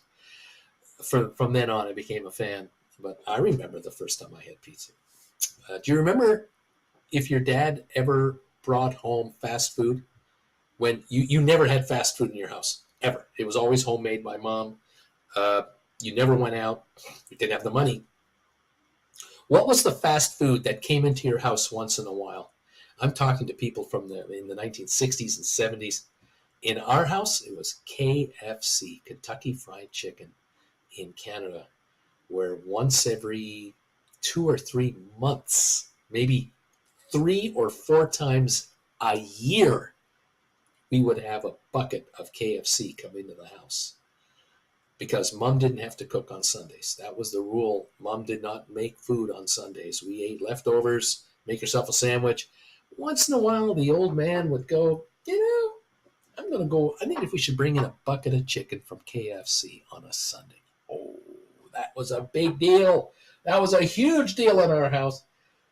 Did you ever have anything like that in your house? Was there a fast food restaurant that was your parents' favorite and they would bring it in? That was the only fast food coming in to your house, some kind of takeout?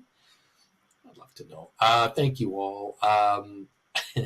Of course, Nashville, where I am, has a number of local music stores for obvious reasons. Dude, though not as many as you would think for a music city. I am with you there. Bobby, couldn't say that, but I have memories of drive-up fast food of A&W. The first pizza had a dough ball as a pizza stand. Luna's Pizza, still a mom and pop, owned in Brockville.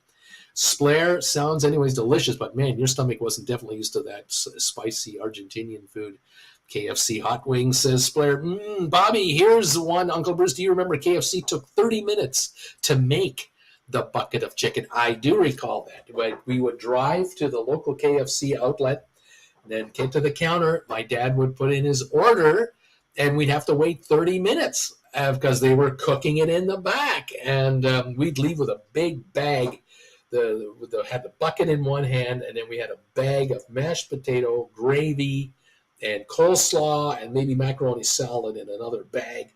And we take that in the bucket into the car. I'd be sitting in the front seat holding all this stuff. I don't know if we had seatbelts in those days. This is 1968, 69.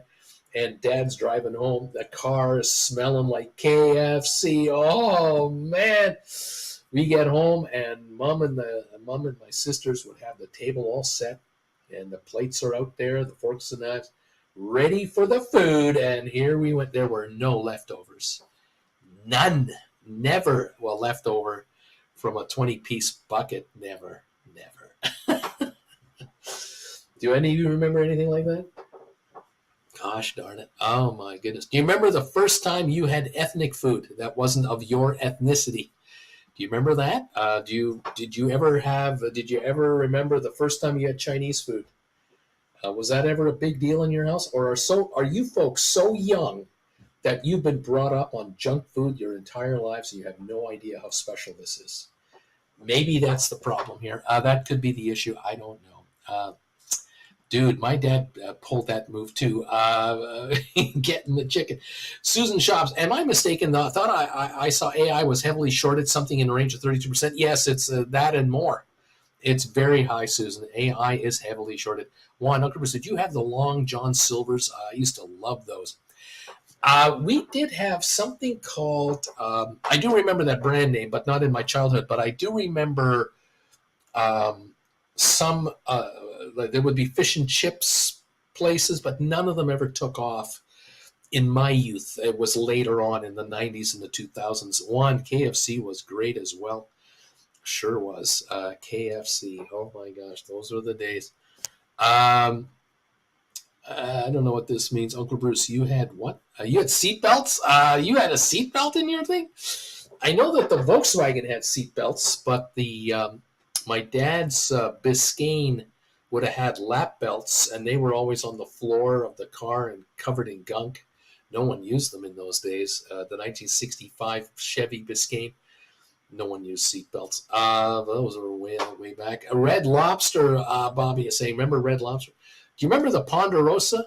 Did you guys ever go to the Ponderosa restaurant, or did you have one in your neighborhood? I don't know if that's a Canadian thing only. Adrian, you forgot the KFC biscuits. Oh, best biscuits ever.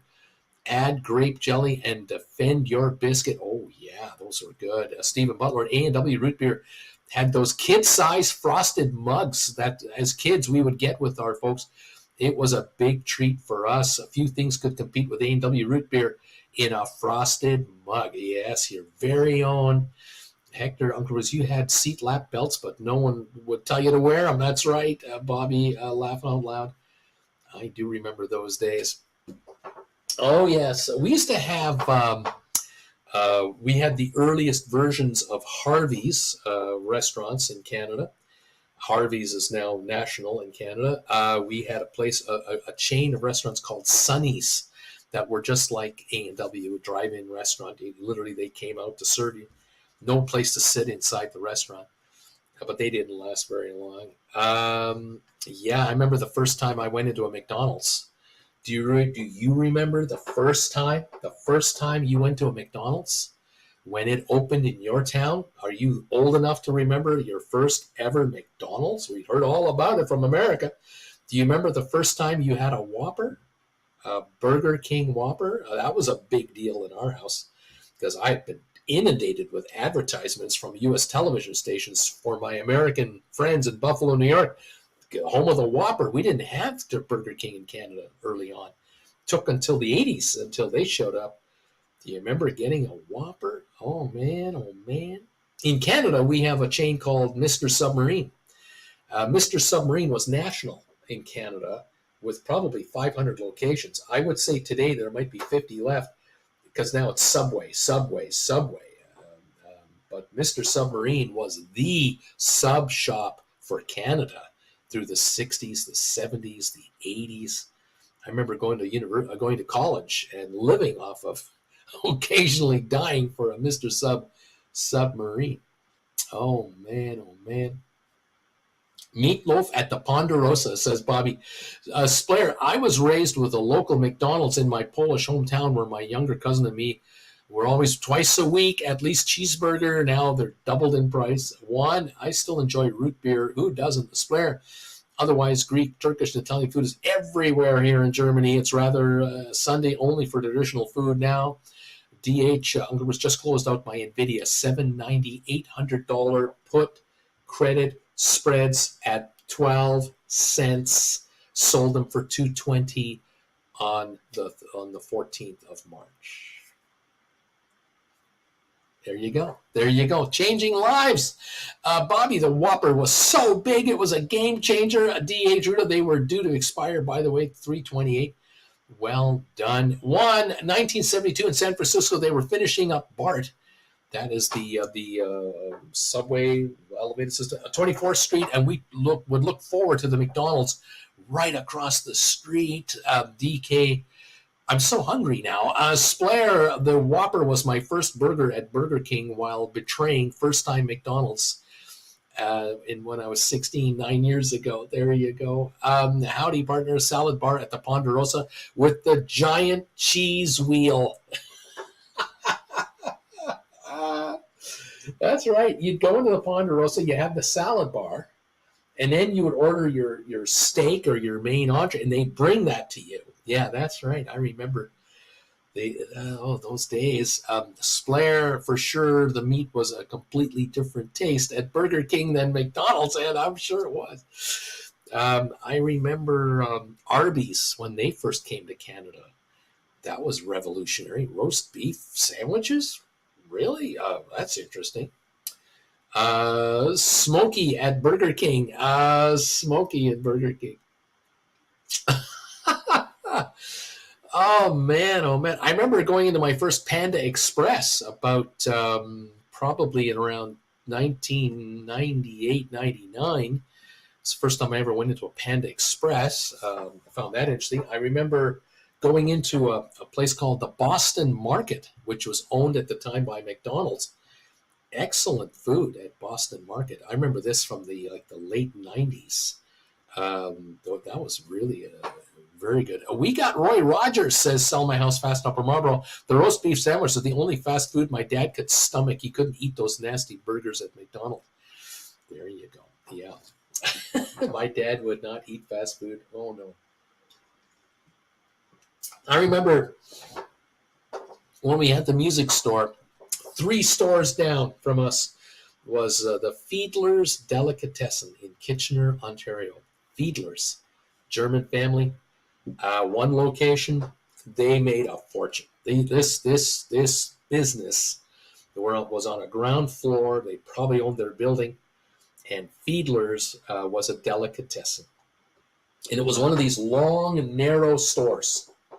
Long and narrow, and you went in, and the first 10, 15 feet was where the cash register was and where the soups were and the dry stuff you take, and you went to the back half of the store, and that's where the refrigerators, the meat counter was, with the long big glass in front of you and all the, we called it Aufschnitt, the cold cuts.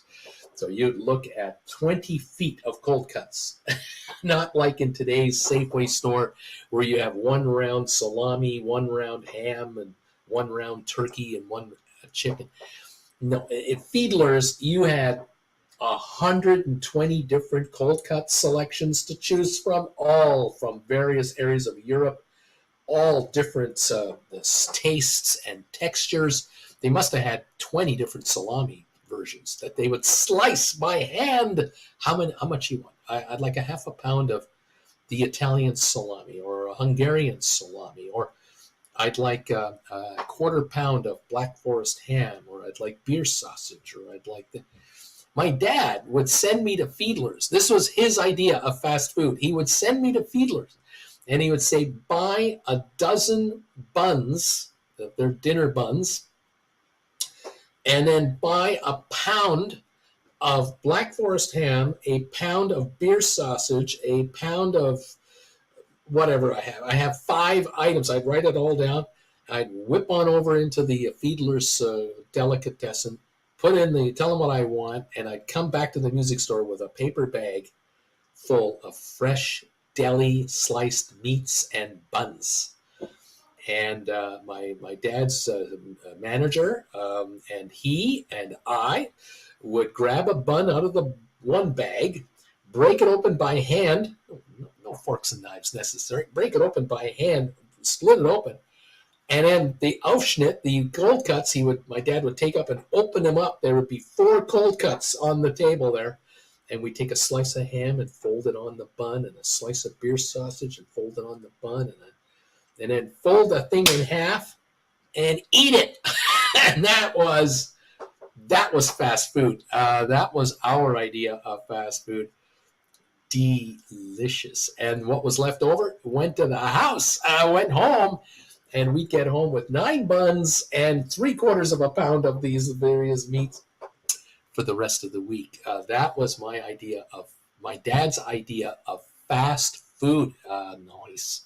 One, the potato salad at Boston Market was so good. I remember the mac and cheese at Boston Market, and of course the chicken, very good. Stephen Butler, Cajun cuisine is great. Acadiana in Louisiana. There's a saying that if it walks, crawls, swims, or flies, a Cajun will find a way to cook it. Sell my house fast and marble. We drove there in the 1979 Chevy Nova. No seat belts. I remember that. Blair.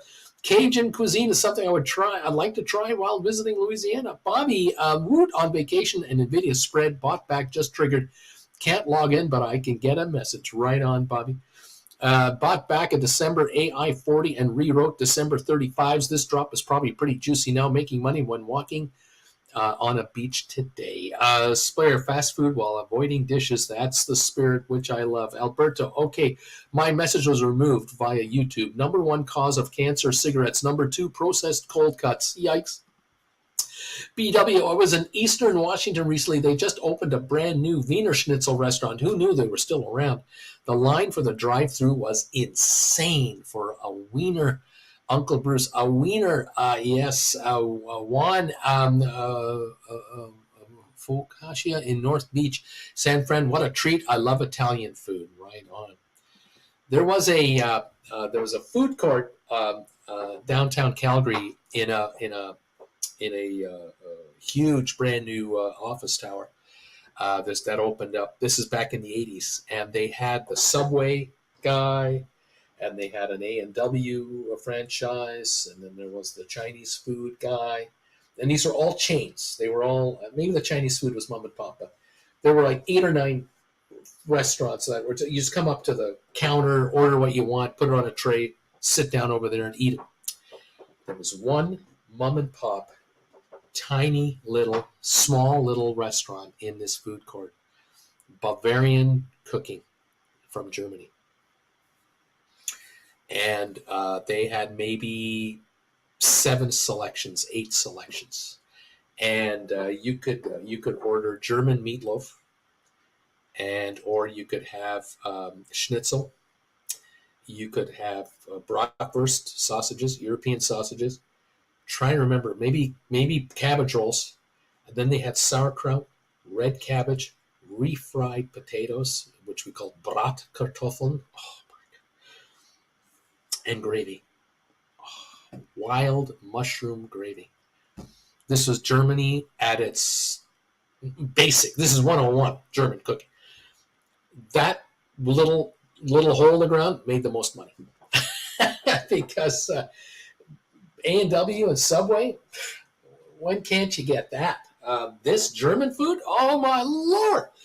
People would try it for one day. They try this meal and have meatloaf with the German refried potatoes and sauerkraut or red cabbage or dumplings, and they'd be back every day at lunch for a week. They'd be back at this place.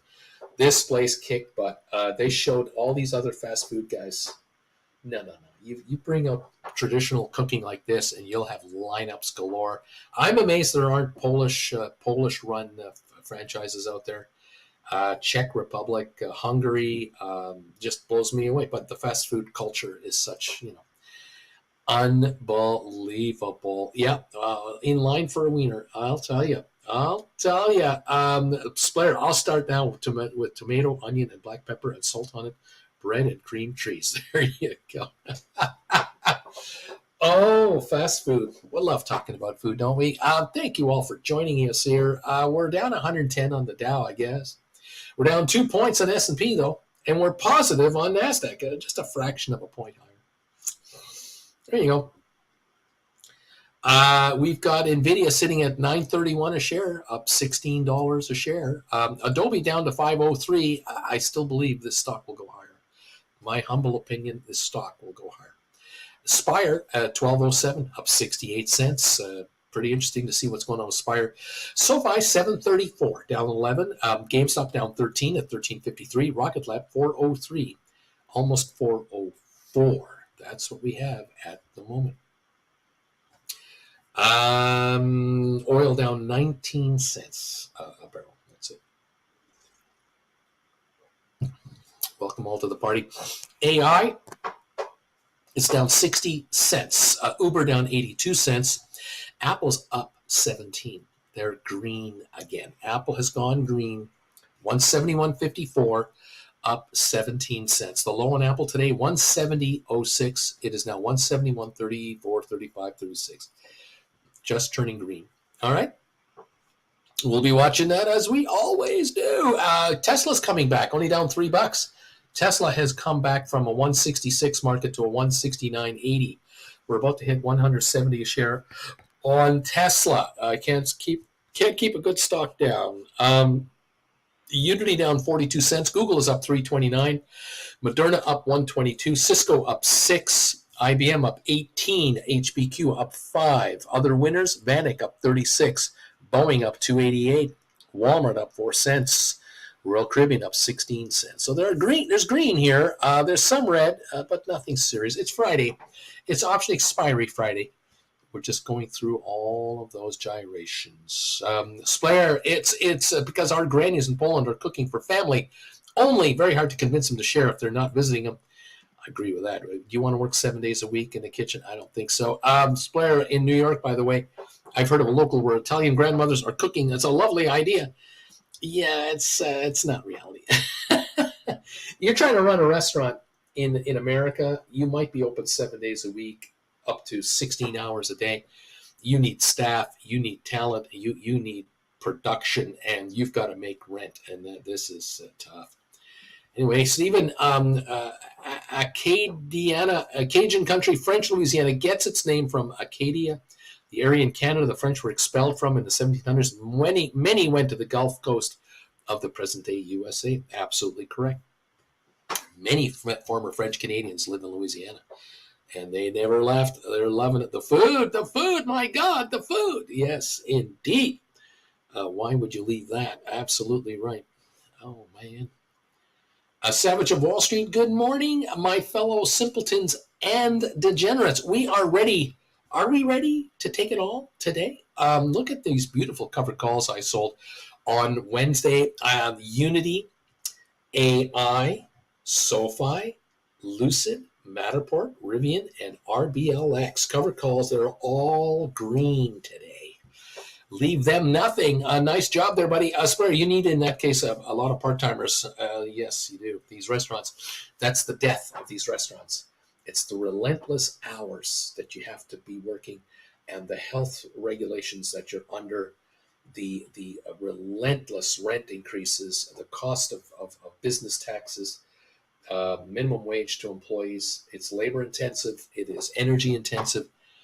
It's incredibly difficult to make a go of it. And that's why the bigger chains have the power to promote and produce the same product millions of times over and reduce costs to a bare minimum. And that's unfortunately where the food has gone. The food business, for so many of us, we're only exposed to pre-made factory type food, and we're missing that home cooked flavor and ingredients.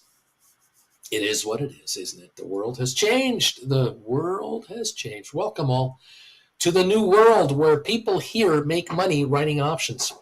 They make money writing options on stock they don't own. They make money writing cash secured puts. They make money writing credit spreads, iron condors. They make money on poor man covered call trading where they don't own stock. They do not own stock, and they make money writing options anyway. Welcome to the new world in which many folks here are into, and they're making some very nice money. And I congratulate you all. Savage of Wall Street. Now, the trick is knowing when to buy back all these contracts. Do I buy them back today? You bet your sweet ass. Options expire today. Monday, I think I'm going to be taking a new pop, and I'm going to sell them again. If not, I cross my arms and I wait. So there you go, buddy. Here we go. Chipotle, 50-1 split. That's true. RB, homegrown food is the best. Splair, Savage, that's the spirit right there. Giddy up. We're up $11 on NVIDIA. The 925 are up 74 cents on Spire at $12.13. Make it $12.15 now. Adobe 504 at the moment. The low on Adobe 503. We're sitting at 504 right now, down $7. The Dow's down 108. SOFI 731 a share, down 13 cents. The volume on Spire is now 5.8 million shares. That's what I have for volume. GameStop down 19 cents at 13.47. We have Rocket Lab at 404, down 5 cents a share. The AI shares are 27.56, down 82 cents. Spiders are down. Spire's SPY, the Spider 500 index, S&P down 77 cents. The triple Qs, which reflect NASDAQ, down 108 at 444.79. Uber 79.43, not giving up much ground, down 82 cents. The stock wants to go higher. It will go higher. Apple 171.43, up 6 cents, refuses to go lower. And I can see why the stock is probably going to recover a bit here. Enphase down 192, AMD down 259, Netflix up 199, Tesla down 377, Matterport down 7 cents, SmartRent unchanged, Owens Corning down 118, Unity down 53 cents, Google up 307, 151.81, Moderna up 53 cents, Cisco up a penny right now as we are watching all of this activity. Giddy up, everybody. Hector, Uncle Bruce raised in the countryside with a large garden for freshness and everything else.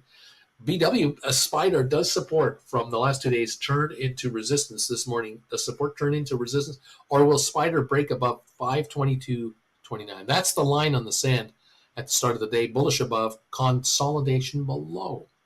Savage of Wall Street, take everything that market gives you and leave them nothing. There you go, Savage. There's an attitude. Giddy up, everybody. Welcome to the party, kids. It's nice to have you here. And I sure hope you're getting richer out there. You deserve richness everywhere you go. Beautiful. Down 125 on the Dow. Okay. It's a third of a point. I mean, really? We're at record highs here.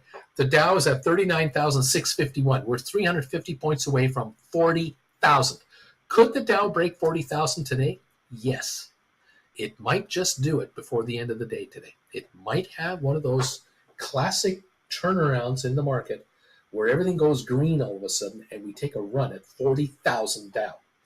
And we make headlines all weekend long. 40,000, 40,000. It could happen. There could well be computer algorithmic programs waiting to strike at any time. And we could see a surge in this market. We barely had the first hour. Get the first hour of the hour out of the way, let people do their rollovers, and then run this market. I'm just wondering if that's what's going to happen. Savage of Wall Street, the UiPath is becoming a favorite of mine, kids, giving me some cool premiums. I'm just saying. UI, Savage, the ticker is PATH, not advice, just information. PATH, there you go. That might be something to consider, folks.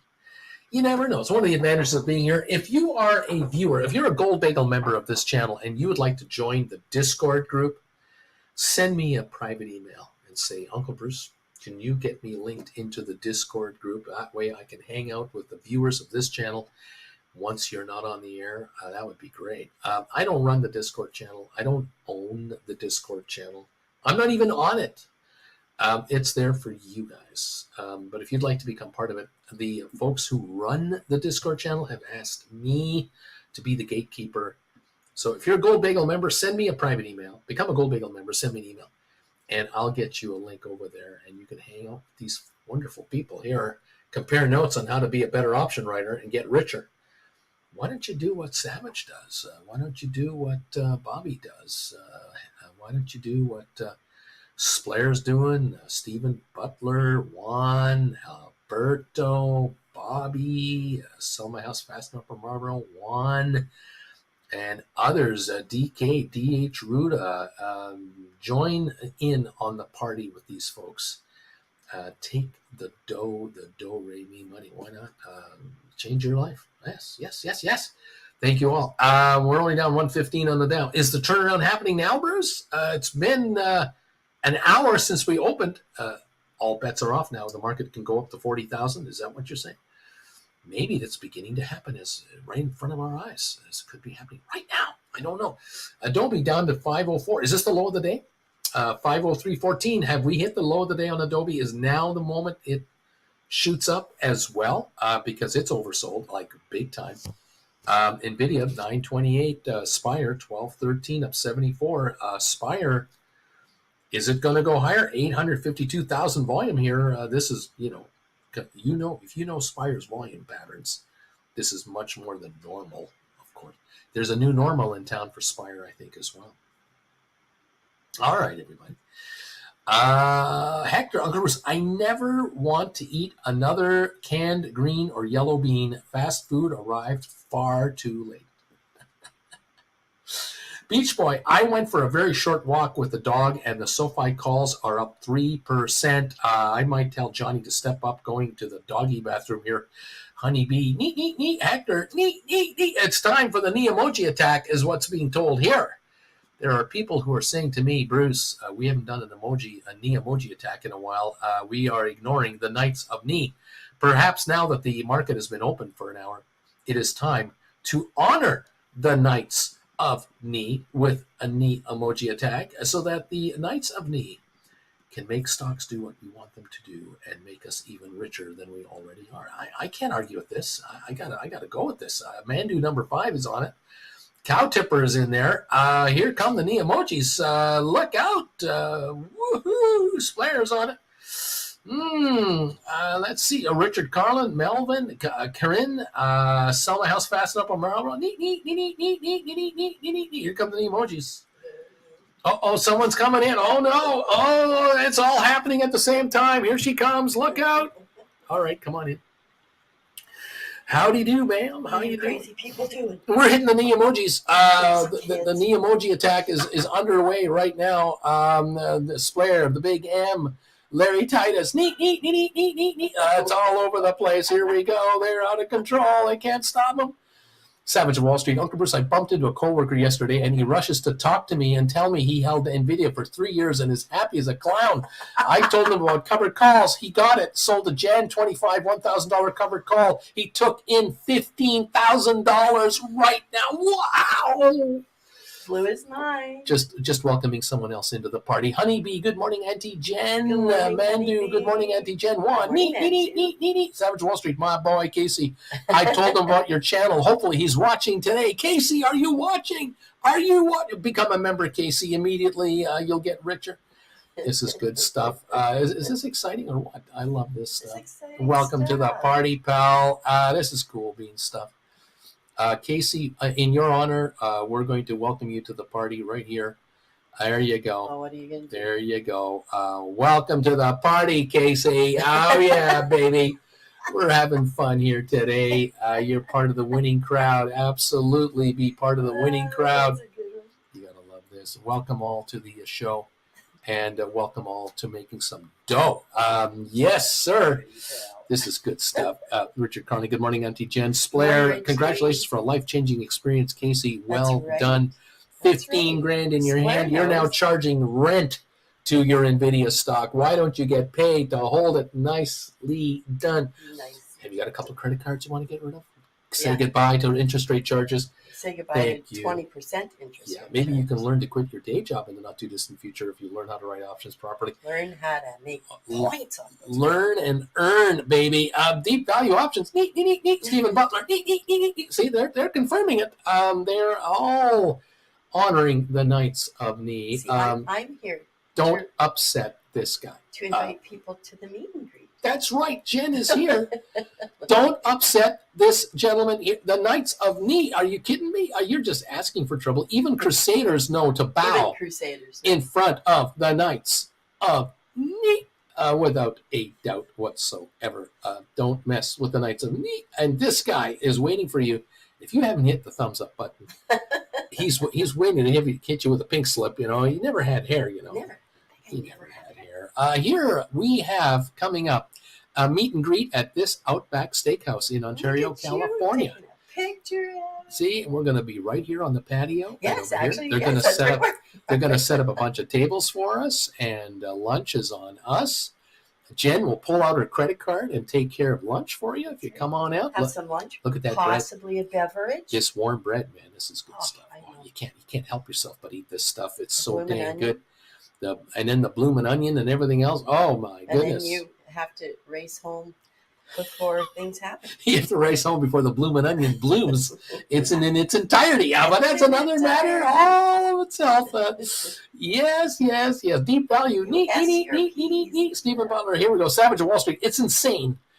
How do you sell a stock that's $900 today for $1,000 8 months from now and make $15,000? That's nuking crazy. That's No, that's new math. That's the new math. That's right. That's the new math that we never understood at school. They never taught us that. Alex, I'm number 218 on your thumbs up meter. Hi there, folks. Hope you're having a good week. TGIF. Great to hear Auntie Jen chortling away in the background. That's right. Yep. She's We here. were talking about Manchester just yesterday. Just talking about Manchester last night. Savage of Wall Street. Oh, I'm going to try to make it. I'm going to try to make it for this get together. Love to see The you, bread is Savage. awesome. Hopefully I can fight the flight in the morning and be back in time for dinner. I'll fly in from Frisco, catch up with you guys, fly back. You're not the only one Right talking into about doing this. Ontario. It's right there. It's There across are the street. others flying in for this meet and greet. Nico, have a good weekend, everybody. Thank God it's Friday. BWAI at super resistant levels that broke down the week of 218 and turned support the following week into ER. Shorts now seem to line up at below 2904. Seems was established Feb 23 earnings week. Dude, neat. Savage Wall Street. Good morning, Auntie Jen. I hope you're well and feeling like $1 million. I am. I just did my exercises. She's good. She's great. Looking forward to coffee. Yeah. Cappuccino. Giddy on up. Okay, that's a quote from a movie. Oh, Yeah. is it? Yeah. What? Coffee, cappuccino. Oh, does anybody know what movie that's from? I don't know. I might have to admit I do know. Dude says, neat. There you go. One little neat. Neat. There you go. Yes, come on and see us in Ontario, California at the Outback Steakhouse, April 13th, Saturday, noon. We'll be there from like noon to 3, something like that. We're going to buy you lunch. You want a beer? Buy your own beer. You want a pop? On me. Come on down. Want a whiskey? Who's paying for the first round? Auntie Jen's asking. Who's buying the Jamesons? Who's paying for Jamesons? But there will be people flying in for this. No doubt about it. Send me a private email to confirm your attendance. Right, so you can tell them ASAP. exactly how many. We've reserved a certain number of tables, but we are limited as to how many more. So let me know because I have to figure out how are we doing on this thing. But I look forward to seeing you all coming out to enjoy our company, and we enjoy yours. Selfies and hugs and Maybe Beach Boy will fly in and surprise. Oh, Beach Boy might be flying in. Wouldn't that be something? He flew in under If he the flies radar. in, he's definitely not flying home that day. Yeah, I don't think Beach Boy would just turn around and fly back. No, No. something tells me that's not happening. I think we I'm not sure. I'm not sure if Beach Boy's up to anything like that. But those of you coming out, you let me know you're coming out. Love to see you out there. That would be a fun time. Blair's going one day. One day. One day I'll be able to do it. I will fly one day to Los Angeles nonstop, and I will get an Uber, and I will be taken to this mystical place called Ontario, California, to this gourmet restaurant known as the Outback Steakhouse, which has nothing to do with Australia. It Well, is not based in Australia no, whatsoever. but the words are very Aussie-like. Oh, the whole The menu, atmosphere is yes, awesome. very It's very good food. We do enjoy it. There's boomerang. Yeah. Beach Boy, new math, Auntie Jen. How about them lemon pies? How about them Yes, lemon how about pies? them lemon pies? I bet you they have a lemon pie. You're very phlegmy this morning. I am phlegmy And today. you're a little scruffy this Oh, morning. I'm scruffy. Scruffy. Oh, I'm scruffy. Oh, and people see this totally bare arm, 29 degrees. Oh, it's 29 degrees. Yeah, Celsius. It's very, so warm. very nice and warm. We're Beautiful. going to hit 80 plus today. It's gorgeous weather out there today. Absolutely gorgeous. And if any of you, by the way, if any of you want a one-on-one, let me know ASAP because I have limited time this weekend. But we'll see if we can get together with you. Otherwise, we'll do something with you next week. Okay, I'm going for coffee. You're going for a coffee now, Auntie Jen? Okay, I'm just about done here. We're over the time limit. So, okay, Auntie Jen. Everybody have a great weekend. Have a great one. Thank you, Auntie Jen. Make money. Making nothing but moolah. Absolutely. Let's get richer. Thank you, everybody. Alex, Uncle Bruce, I know you tell us never to step on the casino floor. Normally, I'm a good boy, but I'm tempted to buy a put or two on Reddit. Any thoughts? Yeah, I'm not sure yet. I've been waiting for it to settle down because I'm thinking credit spreads would be the way to go on Reddit, but I'm not sure if are there even options trading yet? I don't know. I would prefer New Jersey meeting, but one of the two will join for sure. If not there, Cowboy event in Calgary. How about that? Brian Stampede, Stephen Butler by Jen Swear, or East Coast meeting, if not again.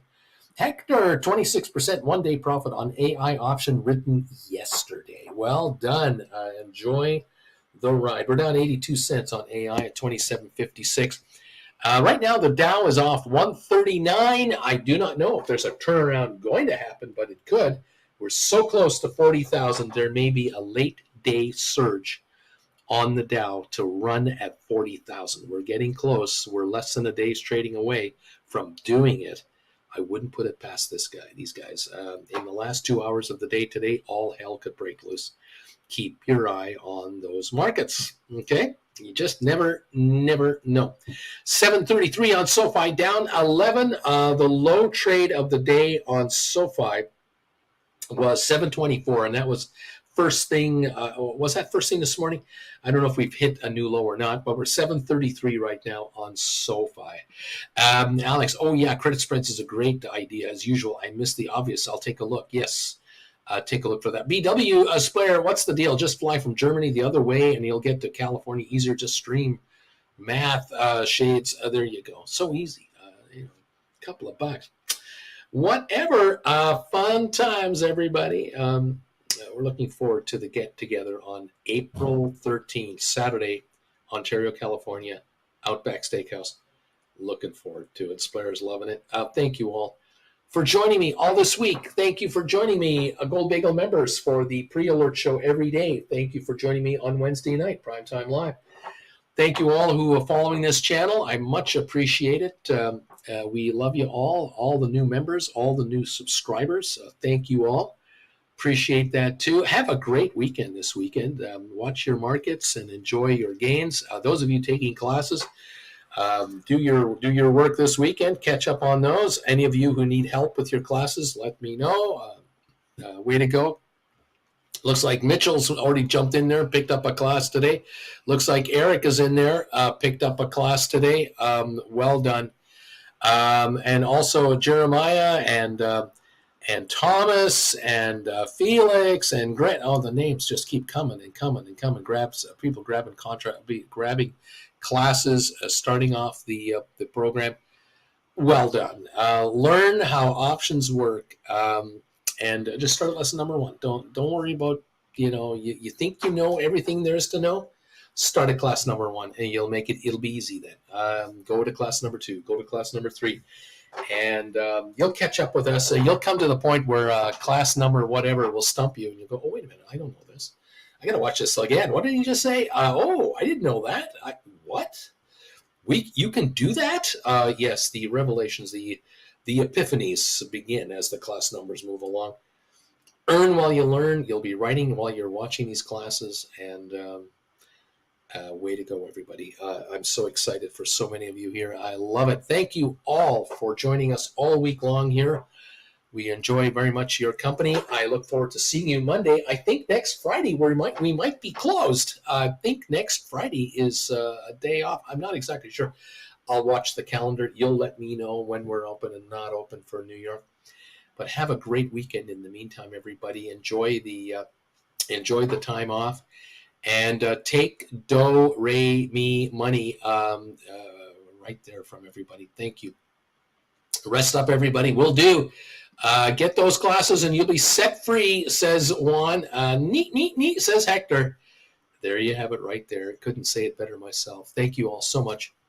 Enjoy your weekend, and we'll catch you Monday morning. Let's see how rich you get. And I look forward to seeing you. Bye from Palm Desert, everybody. See you later.